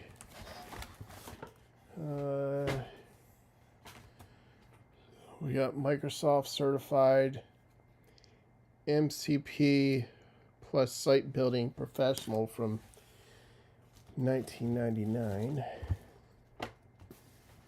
Let's see, Three Little Pigs. Oh, I got my ordination certificate for marrying people if I want, but I think I have to register with the county to do that. But that's from the Church of the Gnome. The Curious Incident of the Dog in the Nighttime. I get a lot of books about dogs. Let's see. Kafka, The Metamorphoses and Other Stories. Oh,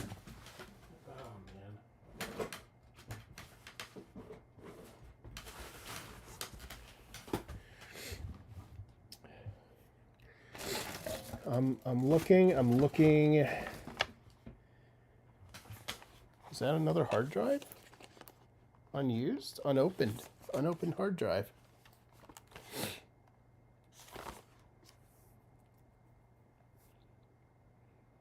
$100 GB? Unopened. Why is this unopened? Is this a hard drive I forgot I had and just went ahead and bought an... Oh my gosh. Or was that for something else? You know what? I can start using that for the music, the games, artwork, all that kind of stuff. When I get to it. Got an invisible deck. I got my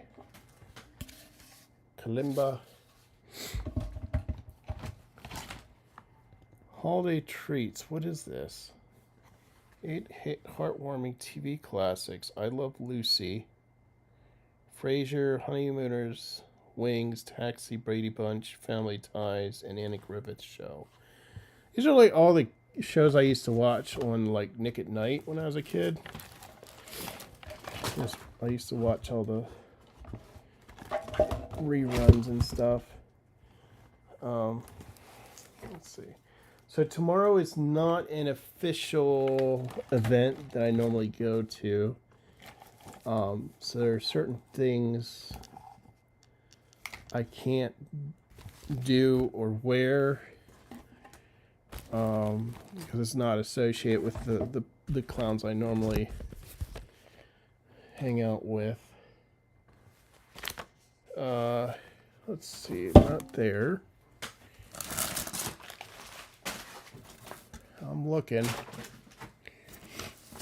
Where is my balloon animal book? Stinky Dog, Happy Life in Paris. I got a lot of stuff about dogs. I got a maze game made out of a laser cutter. I didn't get to actually teach people how to make this yet. I think before I do that, I want to improve it a bit. Maybe have a clear side to it, and maybe I want to make it smaller but double-sided. I don't know. See, wireless USB. Nice to have kind of thing. Where is... What is this? Oh, this looks like a case for a Raspberry Pi to let it have additional stuff like regular HTML hookups, a USB hub for more connections, abbreviation and acronyms. So I do a lot of research in the 1800s and stuff. Usually people use that for like family genealogy, but my research often goes into just newspaper articles where people talk in different ways. Oh, speaking of which, there's like a historic landmark record of a building I was researching. Let's see, Townsend. Yeah, so I'm also in the Sons of the American Revolution. So I have some catalogs for that kind of stuff. What is this? Universal Life Church Ministries. So I have the Gnome ordination. This is just for regular Universal Life Church, which is a more serious kind of thing. So those are my certificates. I'd probably actually bring those to the county. And the Gnome stuff is more like a funny thing that if people want me to do with the Church of the Gnome, I can, but so they even give you a little hat to wear. And I even have like certificates for Teddy, my dog. Here we go. Church of the Gnome wants you to be happy. Here's my certificate of ordination. And then I got a letter of good standing. So these are the things you would need to bring to the county. So you can't just go marrying people. You also have to register with the county to let them know that you would like to marry people. Let's see, this is like a little card that I can carry around. It's just a cheap laminated card. It says when I was ordinated and what my name is. Here's my sacred companion, Teddy. They wouldn't let me do 2 sacred companions, and Teddy is the most docile and most, he's the one that everybody wants to play with, especially the kids want to play with him. I mean, he's a corgi. Everybody loves corgis for some reason. Apparently I didn't realize that when I got him. I mainly got Teddy because they're very smart. The breed is of learning things, and when I was trying to do some research, and that was my main focus, he learned so quickly. It's ridiculous. Let me see. I've got all kinds of things. So I got balloons all over the place. I need to find my balloon pump. Although the lady down there already has a balloon pump I can use. This is for Braille. So I can put a piece of paper in here and close this in each of these cells. There's 6 divots, and I have a tool around here that I can punch in the Braille lettering. Let's see, what is this? Oh, this is for my Teenage Engineering OP1 case. Where is my book on balloon animals? Because it would be nice to have that on hand, and you know, if some child wants a certain animal in that book, I can at least attempt it, or just practice while other kids are doing their thing. Oh, so here's a magic trick. Oh, I got some pins. I forgot about these. So I got some pins, emotional support pickles. I got that because it reminds me of my sister. She likes pickles. It's a good noodle. And grape soda with a bobby pin to hold it on up. Yeah, so and here's where I've been. It's the United States. You can color it in. So this is a simple trick. So the guy with the toy store showed me this one. So we have a wooden box, and he just gave it to me because he's like, it's so simple. And you can see the pen goes right in here, or the magic wand. I don't even know why it has the handkerchief. Maybe I have to cover it. Maybe that's the deal. Let's see. So I can cover it, and then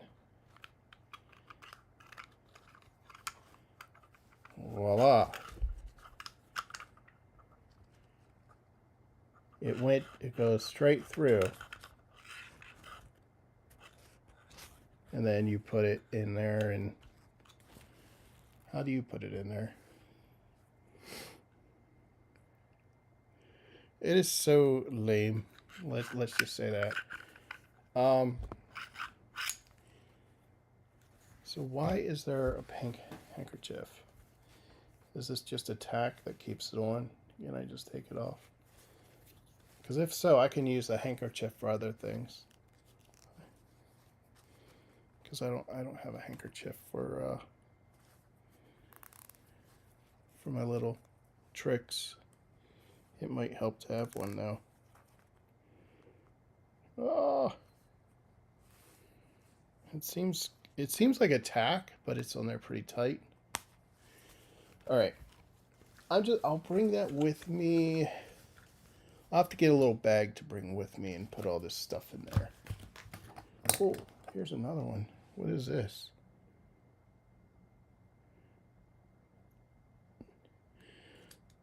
So this is just, so if you know color theory. Oh, I'm dropping everything now. This is just, this is an actual pin about color theory. So you can do, what the, was it triadic colors, complementary colors, what is the other stuff? Analogous colors. So if you want to use those colors together, or you can rotate this, right? The black rotates.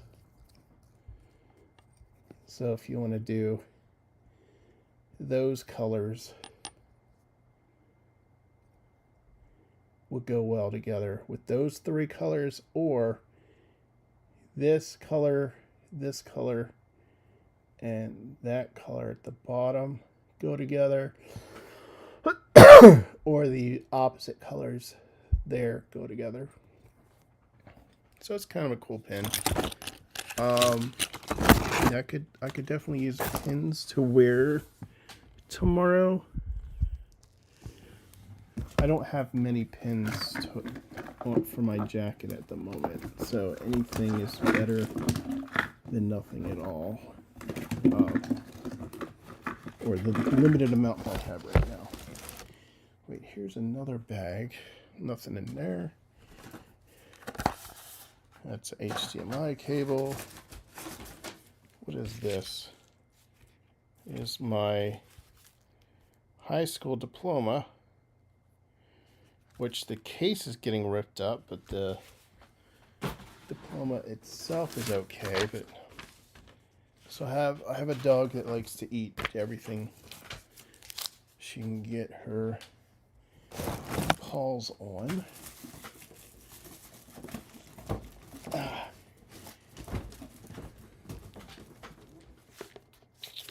Screwdriver set.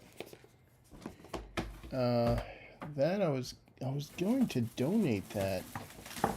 I never got around to donating it to the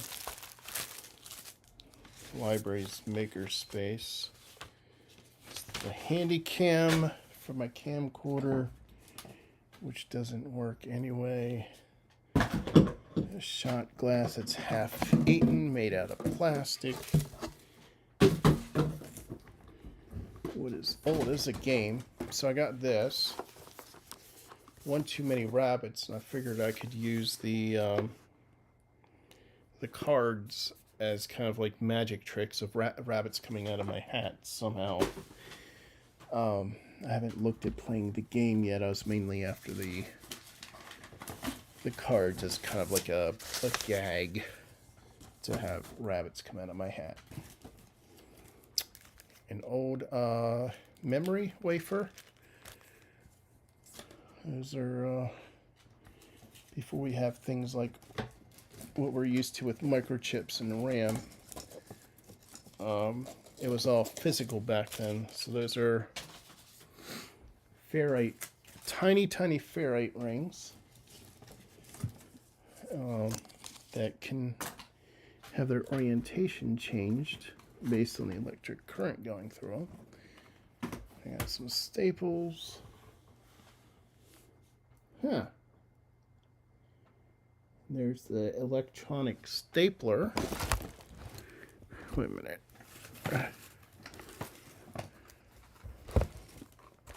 This, I think this is probably empty. Oh, empty except the charging cable. So this was a cheap pen, and then I got even cheaper at that new bin store that just gets Amazon stuff and sells it for cheap. They start like $6 on Saturday and Sunday, and then from Monday on they lower the price of what's left by $1. I think I got that for like, I don't know, I think that one was actually like $6. I went on a weekend after they were refreshed, but I bought 2 of them, and Gwen has gotten to both of them. She likes to eat things. Do you see a reoccurring pattern? And I'm not seeing. I have a book around here somewhere to make balloon animals, and I'm just not finding it. But I do have to go.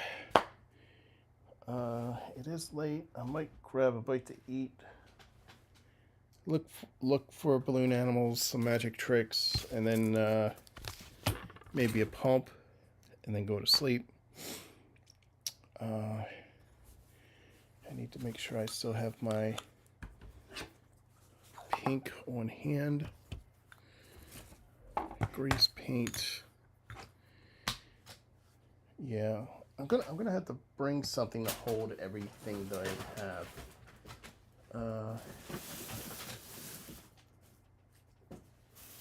Wait a minute. It's the VCR. There's a whole box of magic tricks. So I might go through that, see what I can bring with me that's small. I got 50 greatest card tricks. It's another little kit. Again, I have to see what I can bring with me that's small that maybe I can learn on the fly. I have no clue.